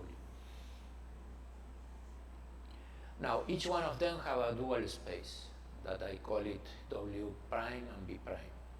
And so with this A we can think of another operator that goes from W prime to B prime. And this operator is defined as follows. So you define A prime of W, so this should be an element of B prime applied to B. So this is how you define elements of B prime. How, if you know how they act on vectors, is equal to this number. And this number is A of B, that is an element of W, and you apply to this element the omega, which is an element of the dual. So you get a number here. So for every omega, you get an element of B prime. So you get a map from W prime to B prime. And this is the dual operator, which we will denote with a prime. So here is a scheme. You have an operator from B to W. This is the dual way, and now you get an operator this way. This way. This is this quantity that you compute for this side. When you go from here, you take an element B and an element from here and compute this quantity, and from here and here you get this quantity. Right? The result of applying this operator to get this, an element of that. So what is a representation in matrices? I don't remember if I have it here, no.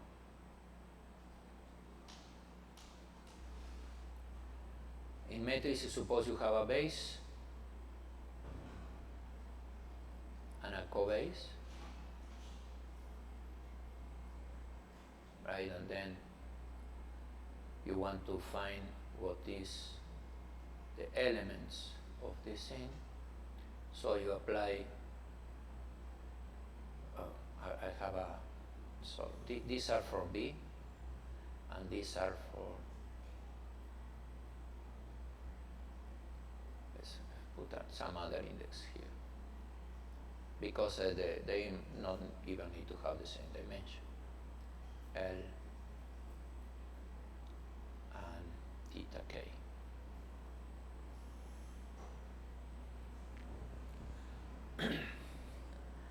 So this thing you want to apply to W is in here.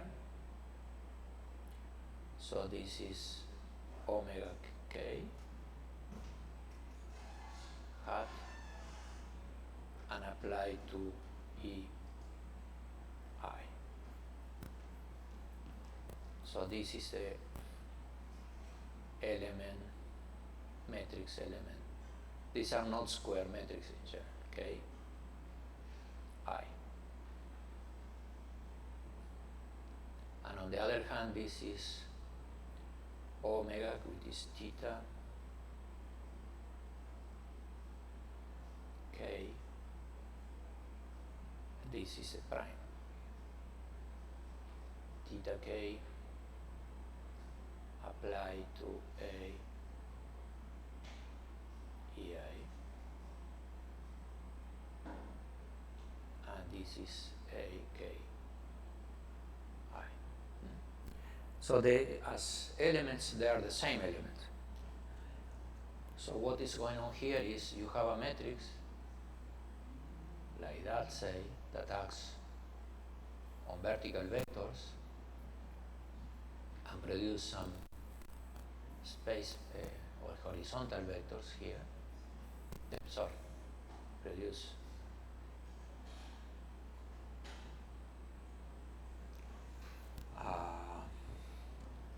vertical vectors here. And now you apply this the other way around. So you say you apply to vectors which are like this, long vectors, apply to this, the same matrix, like that, so you multiply this by this, and get a small vector.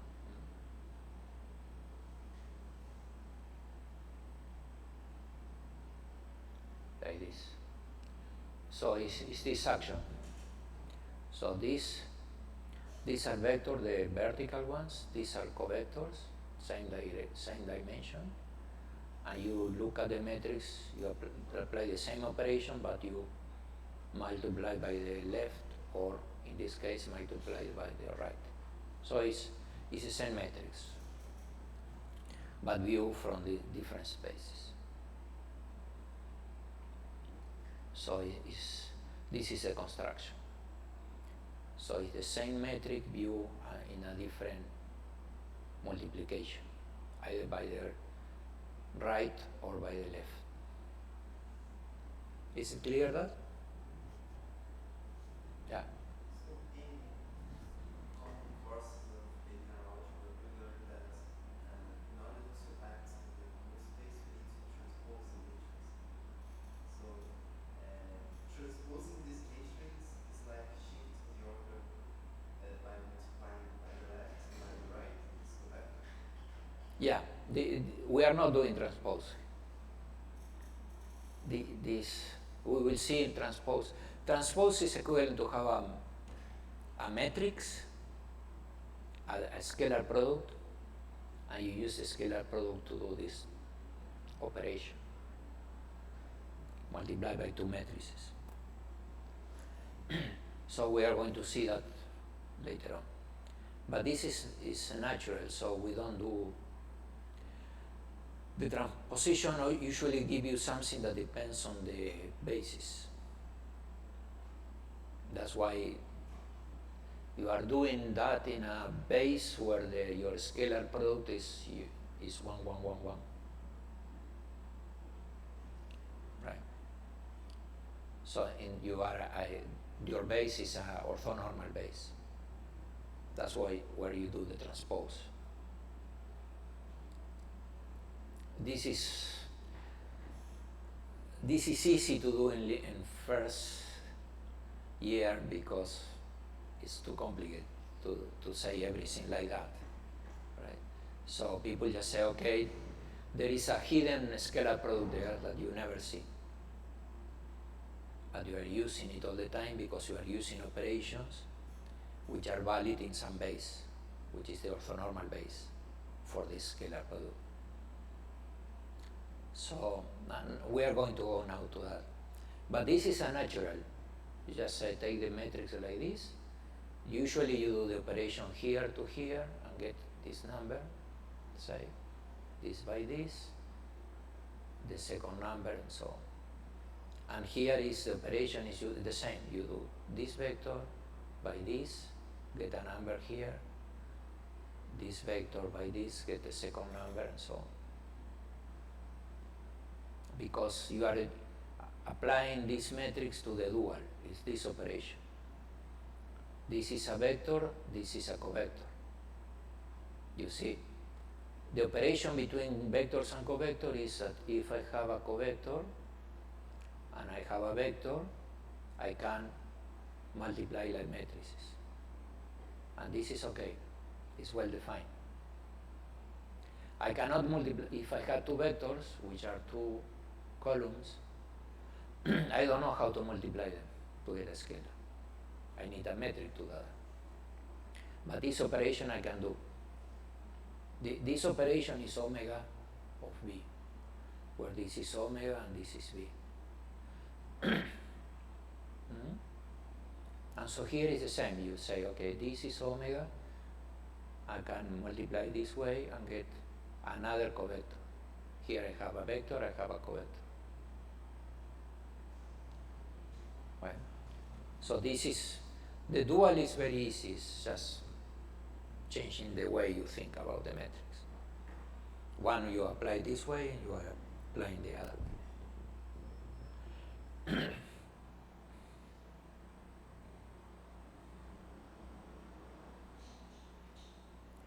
And here is an exercise with the norms. Remember, we define the norm of A as a maximum supremum in infinite dimension, a supremum of the norm of A in W. Now we don't have the same space here, so this is in W.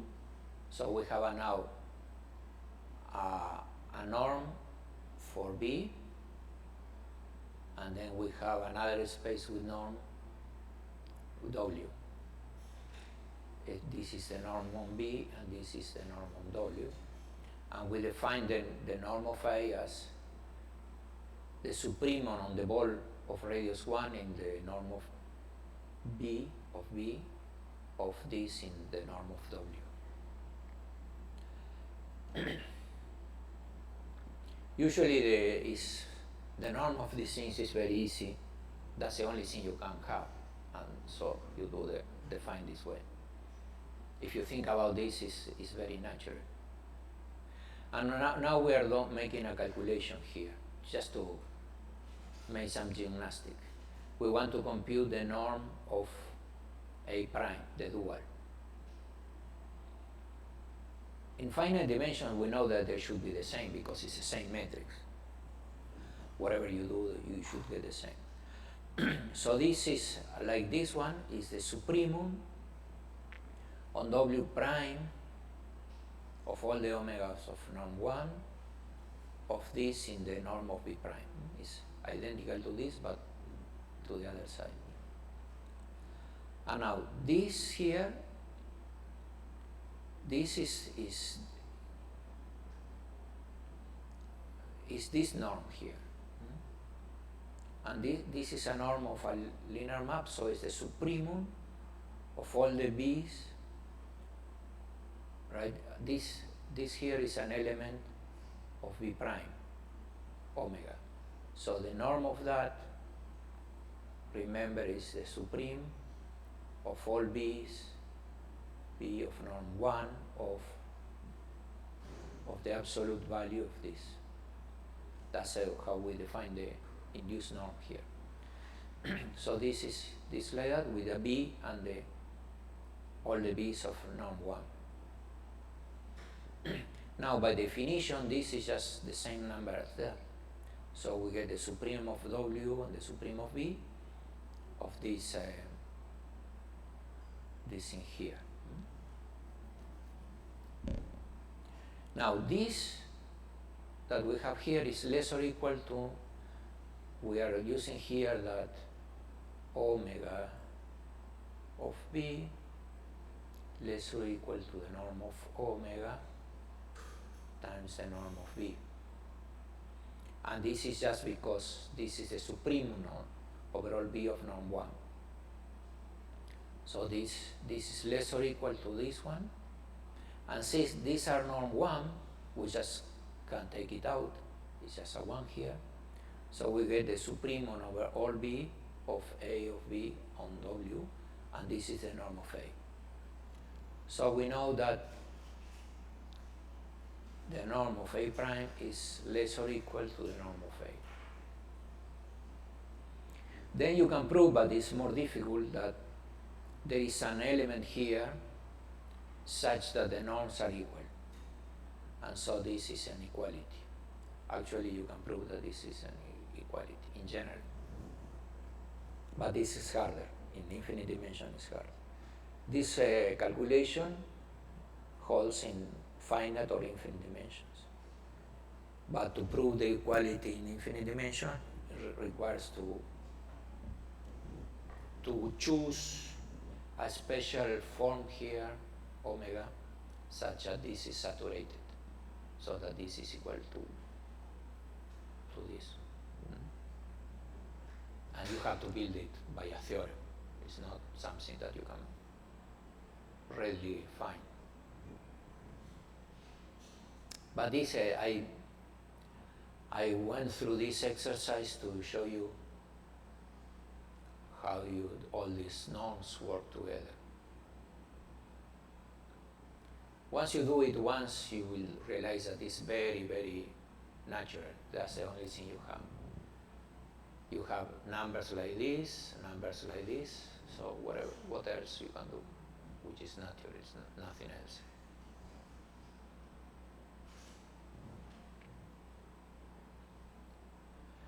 Now we are going to do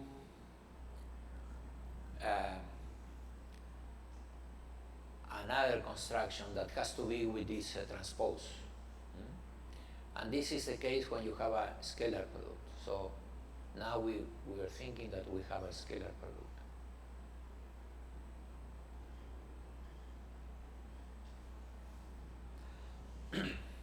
So if we have a scalar product, remember that when you have a scalar product, if you do this and leave this thing open, this is a map from B to B prime. Right? Because if you put another vector here, that will be in this position, it will be a linear map from B to the complex. So this is an element of B prime. So we have a map from B to B prime. And this map is invertible, so given an element of B prime omega, we can do phi to the minus, this is the map phi to the minus 1 of omega is equal to B, so that B with this is equal to omega. So, given an element of that, I can build a B and that has this property with the inverse map. So now look at this diagram. Now we have a map here A. We have the dual map A prime that we can build. And now we can go from here to here via phi, and from here to here via phi minus 1. So the scalar products.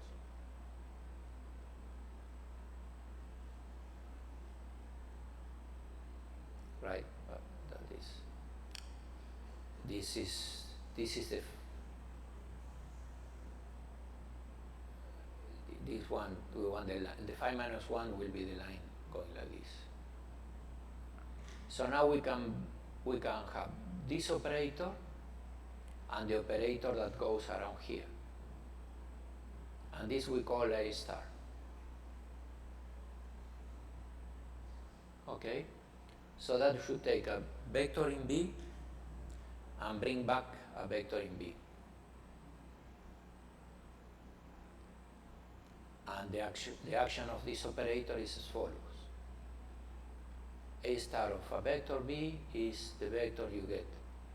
You get phi to the B, so you go here.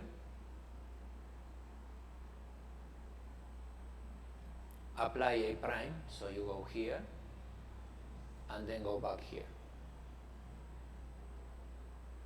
Right? Isn't this just the inputs of Of? A? No. No, you don't get the same. This is what is you mentioned is the transpose.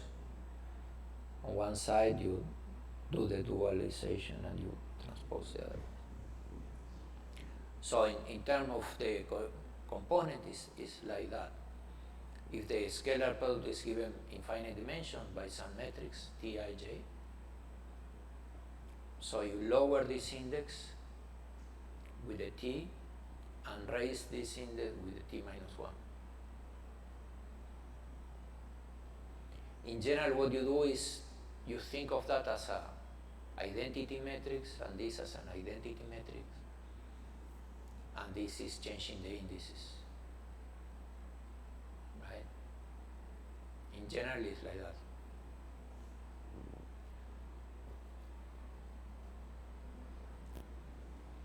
And in the scalar product, this is the way we usually think about that. If you take this, apply to a vector B, and do the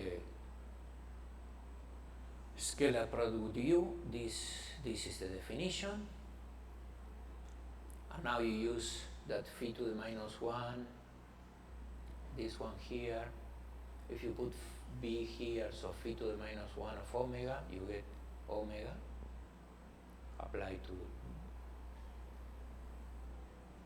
so you get this phi to the minus 1 of this is equal to this operator applied to U,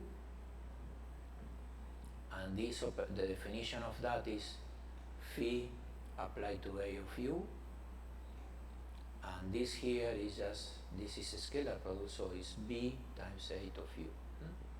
So in the scalar product it says that A star acts on the other side of the scalar product in the vector B and U.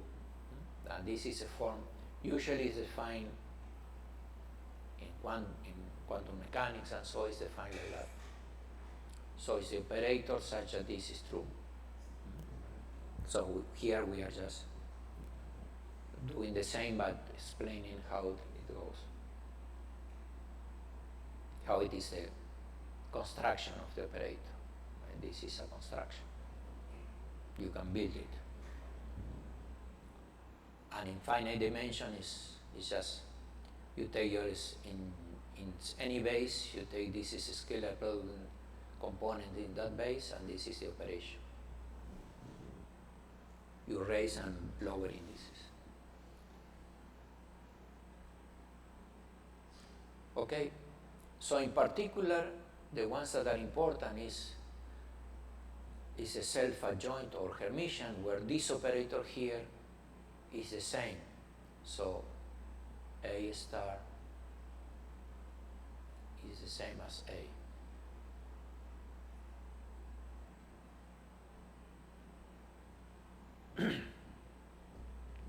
So the case when this happens, we call it a self-adjoint or Hermitian operator.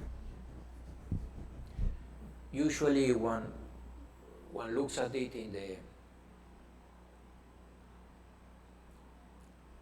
well, in the finite dimensional case,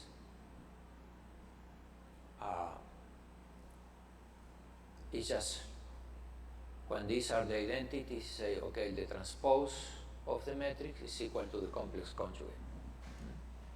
That will be this. In the infinite dimensional case, things get very, very complicated because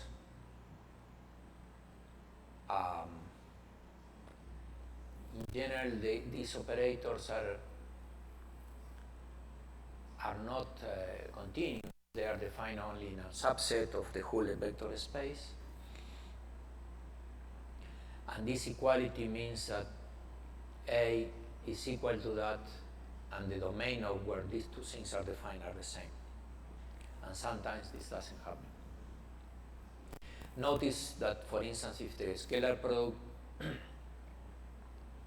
here is an integral, for instance, if we are in functions and this is a scalar, you have some g times some operator, say Laplacian of u, and you want this to be Laplacian g of u, then to do this you have to integrate by parts, and there are boundary terms.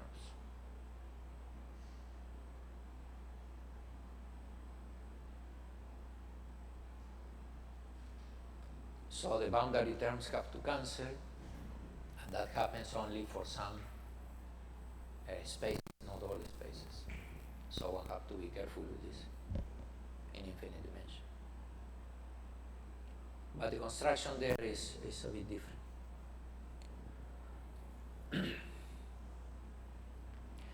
Okay, and the self-adjoint operator have many nice properties. They are really nice. So I listed some of them here in the notes. There are proof of these things. So if you are interested, you can look. So suppose you have M, you define M as the span of this U1, Um, where they are eigenvalues of A. So Ui is equal to lambda I Ui. So these are eigenvectors, should be here.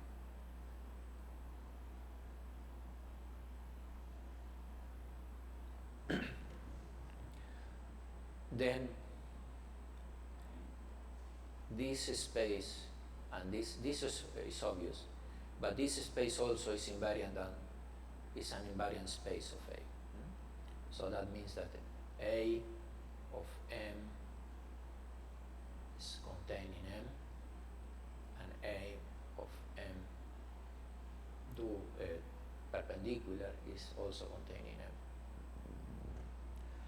M. In M particular. This is clear, right? Because these are eigenvalues. When I apply M, I will get another combination of this same vector, so this is clear. For that, you use that you get a vector in U in M, a vector A in some vector B in M perpendicular, and this is equal to A U with B, right? And this one, if this was in M, this is also in M.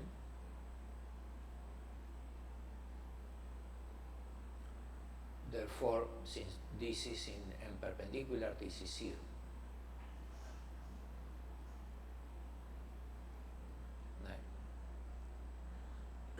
So this is 0 for all B in M perpendicular, and this in M. Right? So these are invariant subspaces. So when you do this, you fall into the same space.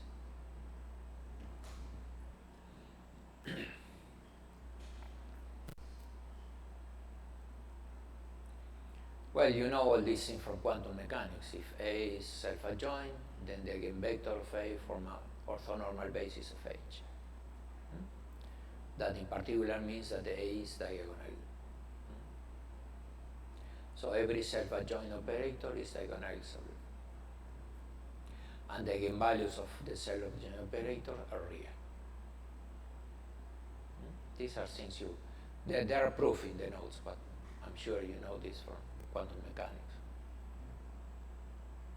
And then there is a theorem which is really what is interesting here is, it says an operator is diagonalizable with real eigenvalues if and only if there is a scalar product for which it is self-adjoint.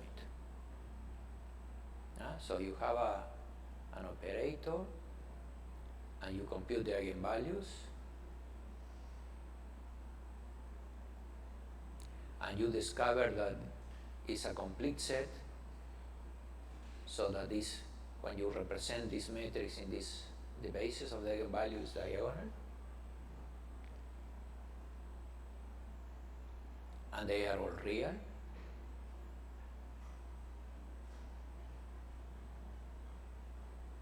Then there exists a scalar product such that this operator is self-adjoint, and this is a set of basis orthonormal vectors. So the only vectors that have a Jordan form, which is one dimensional, so the ones that exponential is okay,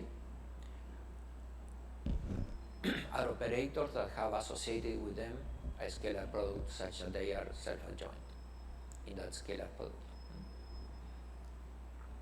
So the boundedness of this implies that there is a scalar product for the operator, such that this is, let's put it here.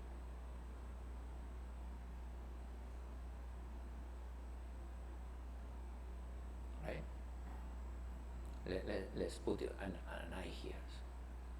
This is true.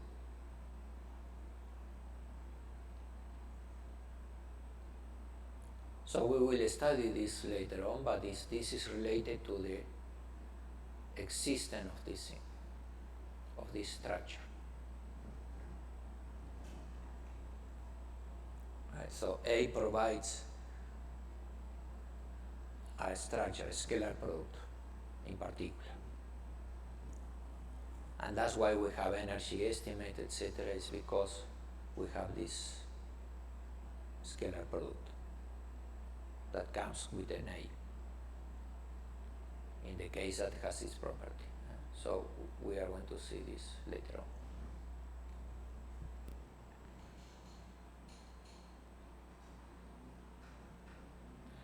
Okay, to finish algebra, are there questions? I'm just talking, but I don't see you on the other side, so I don't know whether there are more questions, etc. Feel free to talk or to chat and send us questions. We have the time now, so.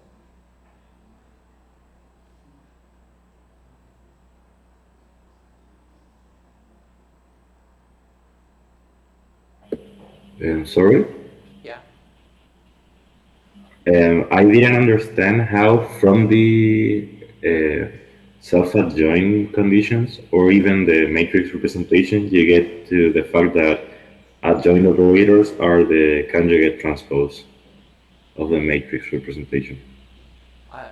Yeah, can you, one second, because it's too loud here, so we don't really. Oh, okay. Let me lower the volume.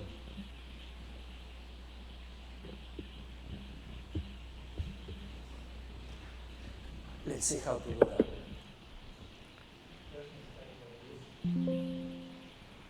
Can you talk now? Yes. Is it good now? No, 1 second. Or maybe if you. Am I too loud? It's too loud, yeah.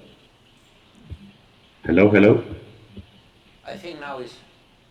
Say again? Try again? Is it good now? Yeah, I think. Yeah, try now.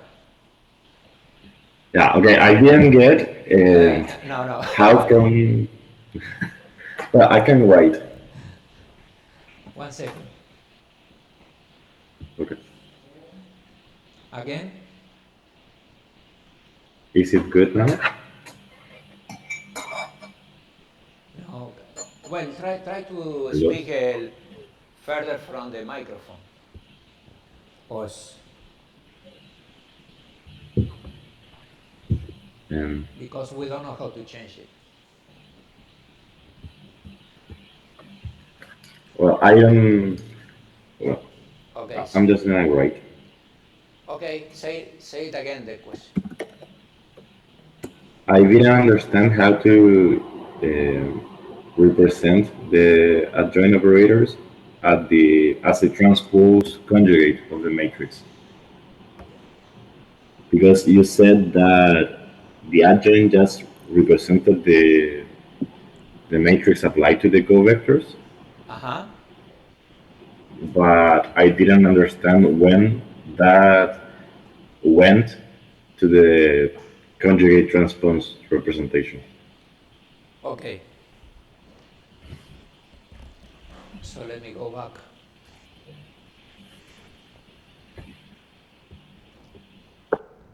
So if you look at this operation, how this is defined, you have to take the phi 2 minus 1, a prime phi.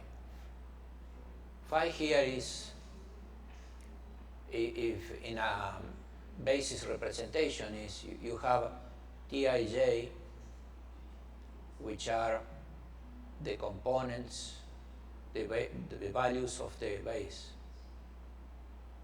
with the scalar product. So this operation phi to b is just to, you take the component of b, bj, and get this one with the index down. This is the operation phi to b in components.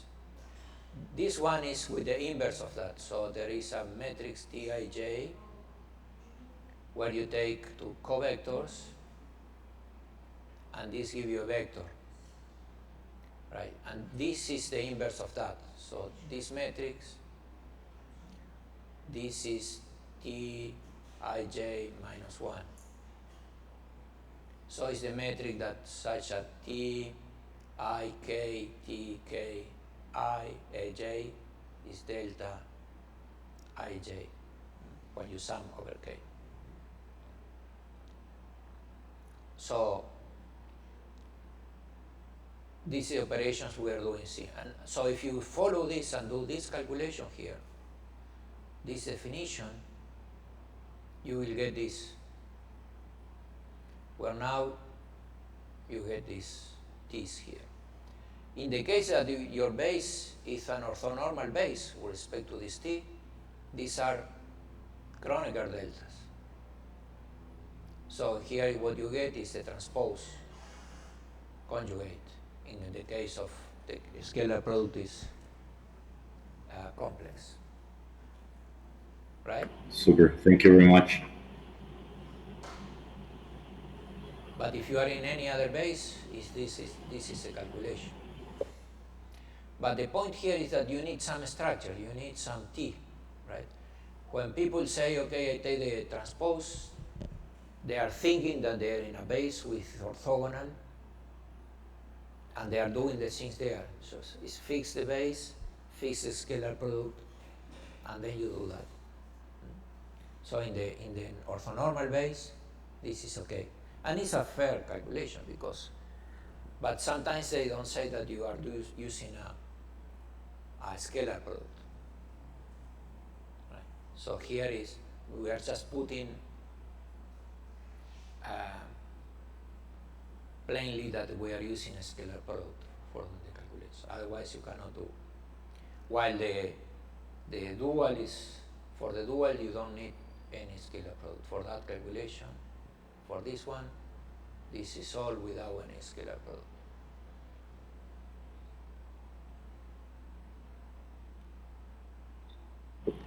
Great. Thank you.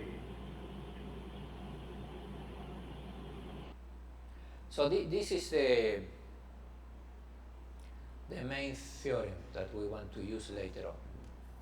And there is another thing that which is important and we will use, I think, later on, which I want to finish today, this part of algebra with this. And it's the following lemma. If A is a self-adjoint operator, then the norm of A is the supremum among all the eigenvalues. And this holds in finite or infinite dimensions. But we are going to do the proof for finite dimensions. And the proof is illustrative, so that's why I want to to do it, because we are going to use this later on for infinite dimensional things. So you define this f of u as the scalar product of a of u times a of u. And we are going to work only on the sphere of norm u equal to 1. So this function is from a sphere to the reals.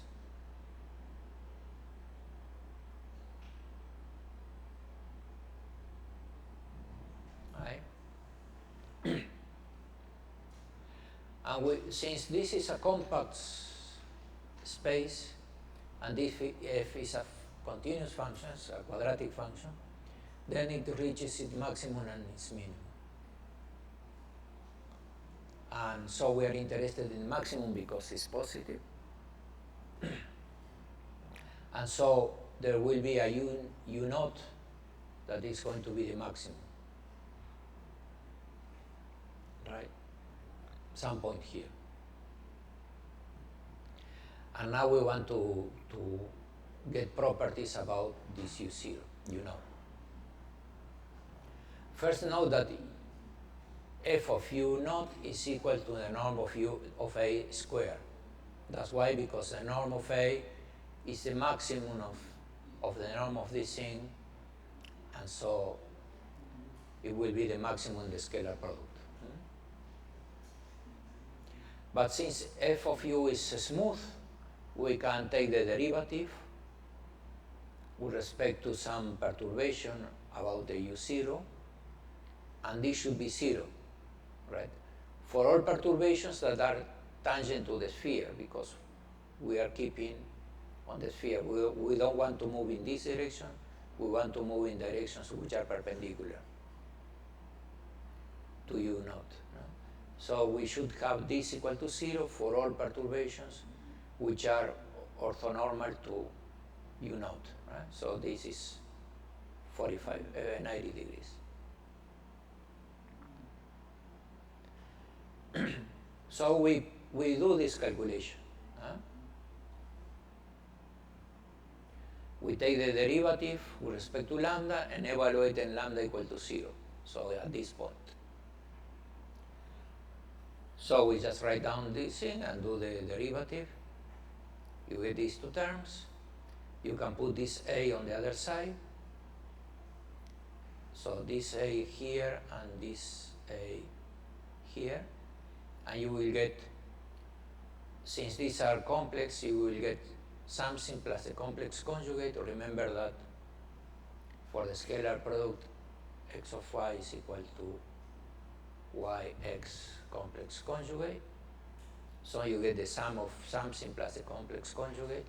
So this is twice the real part of this operator acting on u naught times delta u. And this should be 0 for all delta u which are perpendicular to u naught.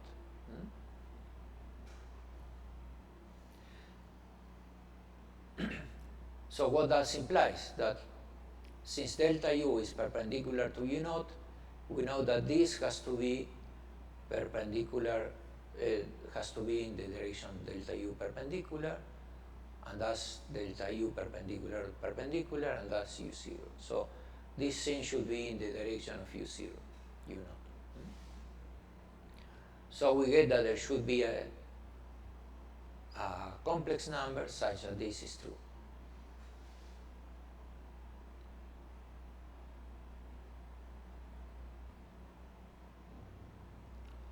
So now we get the scalar product of that with u0,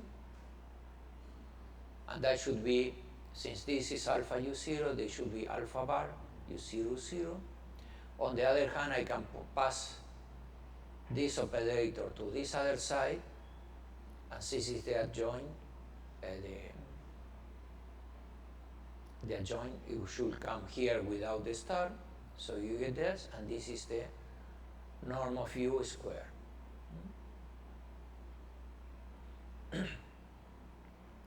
Therefore, we conclude this is 1, right? Because u naught is in the sphere, unit sphere.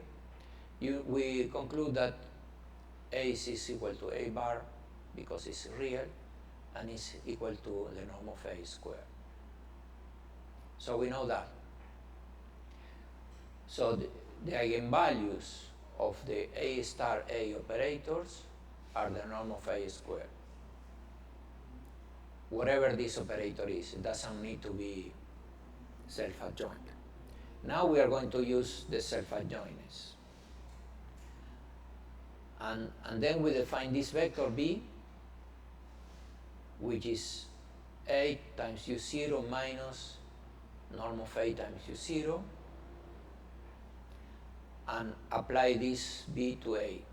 When we do that, we get this in here, from that, and then we get this. Now we use this self-adjoint, so we can, this is the same A star, and then we get to this line, and so this is alpha U0, and alpha is A squared.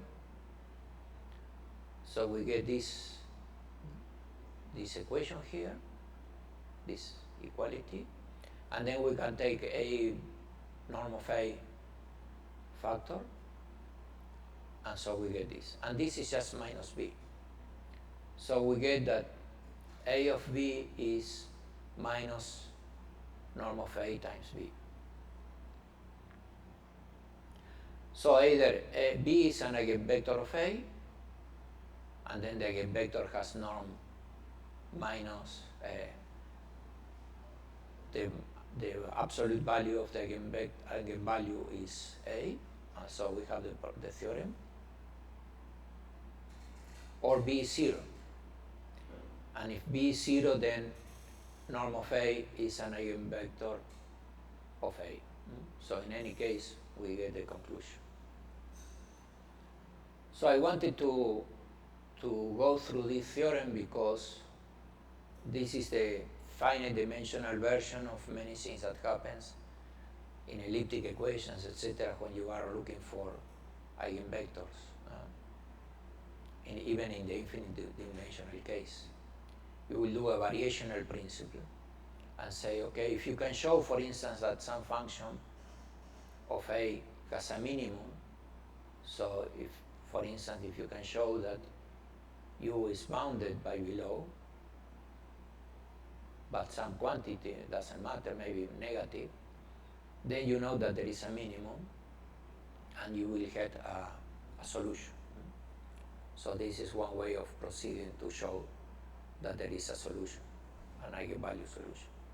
So these are variational principles, and they are important.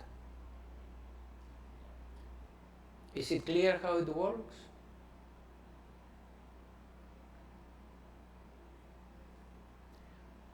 So this is the infinite dimension. There is no problem, so I can concentrate in the calculation, namely having this function from here to the reals. I know that there is a minimum in the other case, or a maximum in the other case of when this is not compact, this is not clear, it's not true in general. So we'll have problems, and then we have to argue in a different way, say for instance with the minimum. But if we are in this case, then we know that there will be a U0, and because of this calculation we know that U0 is an eigenvalue of A, which is the important thing here. So the minimum is an eigenvalue. In particular, it happens to be the eigenvalue of maximum or absolute value of the norm. Okay? So now we are going to this concludes all the algebra. So we finish algebra.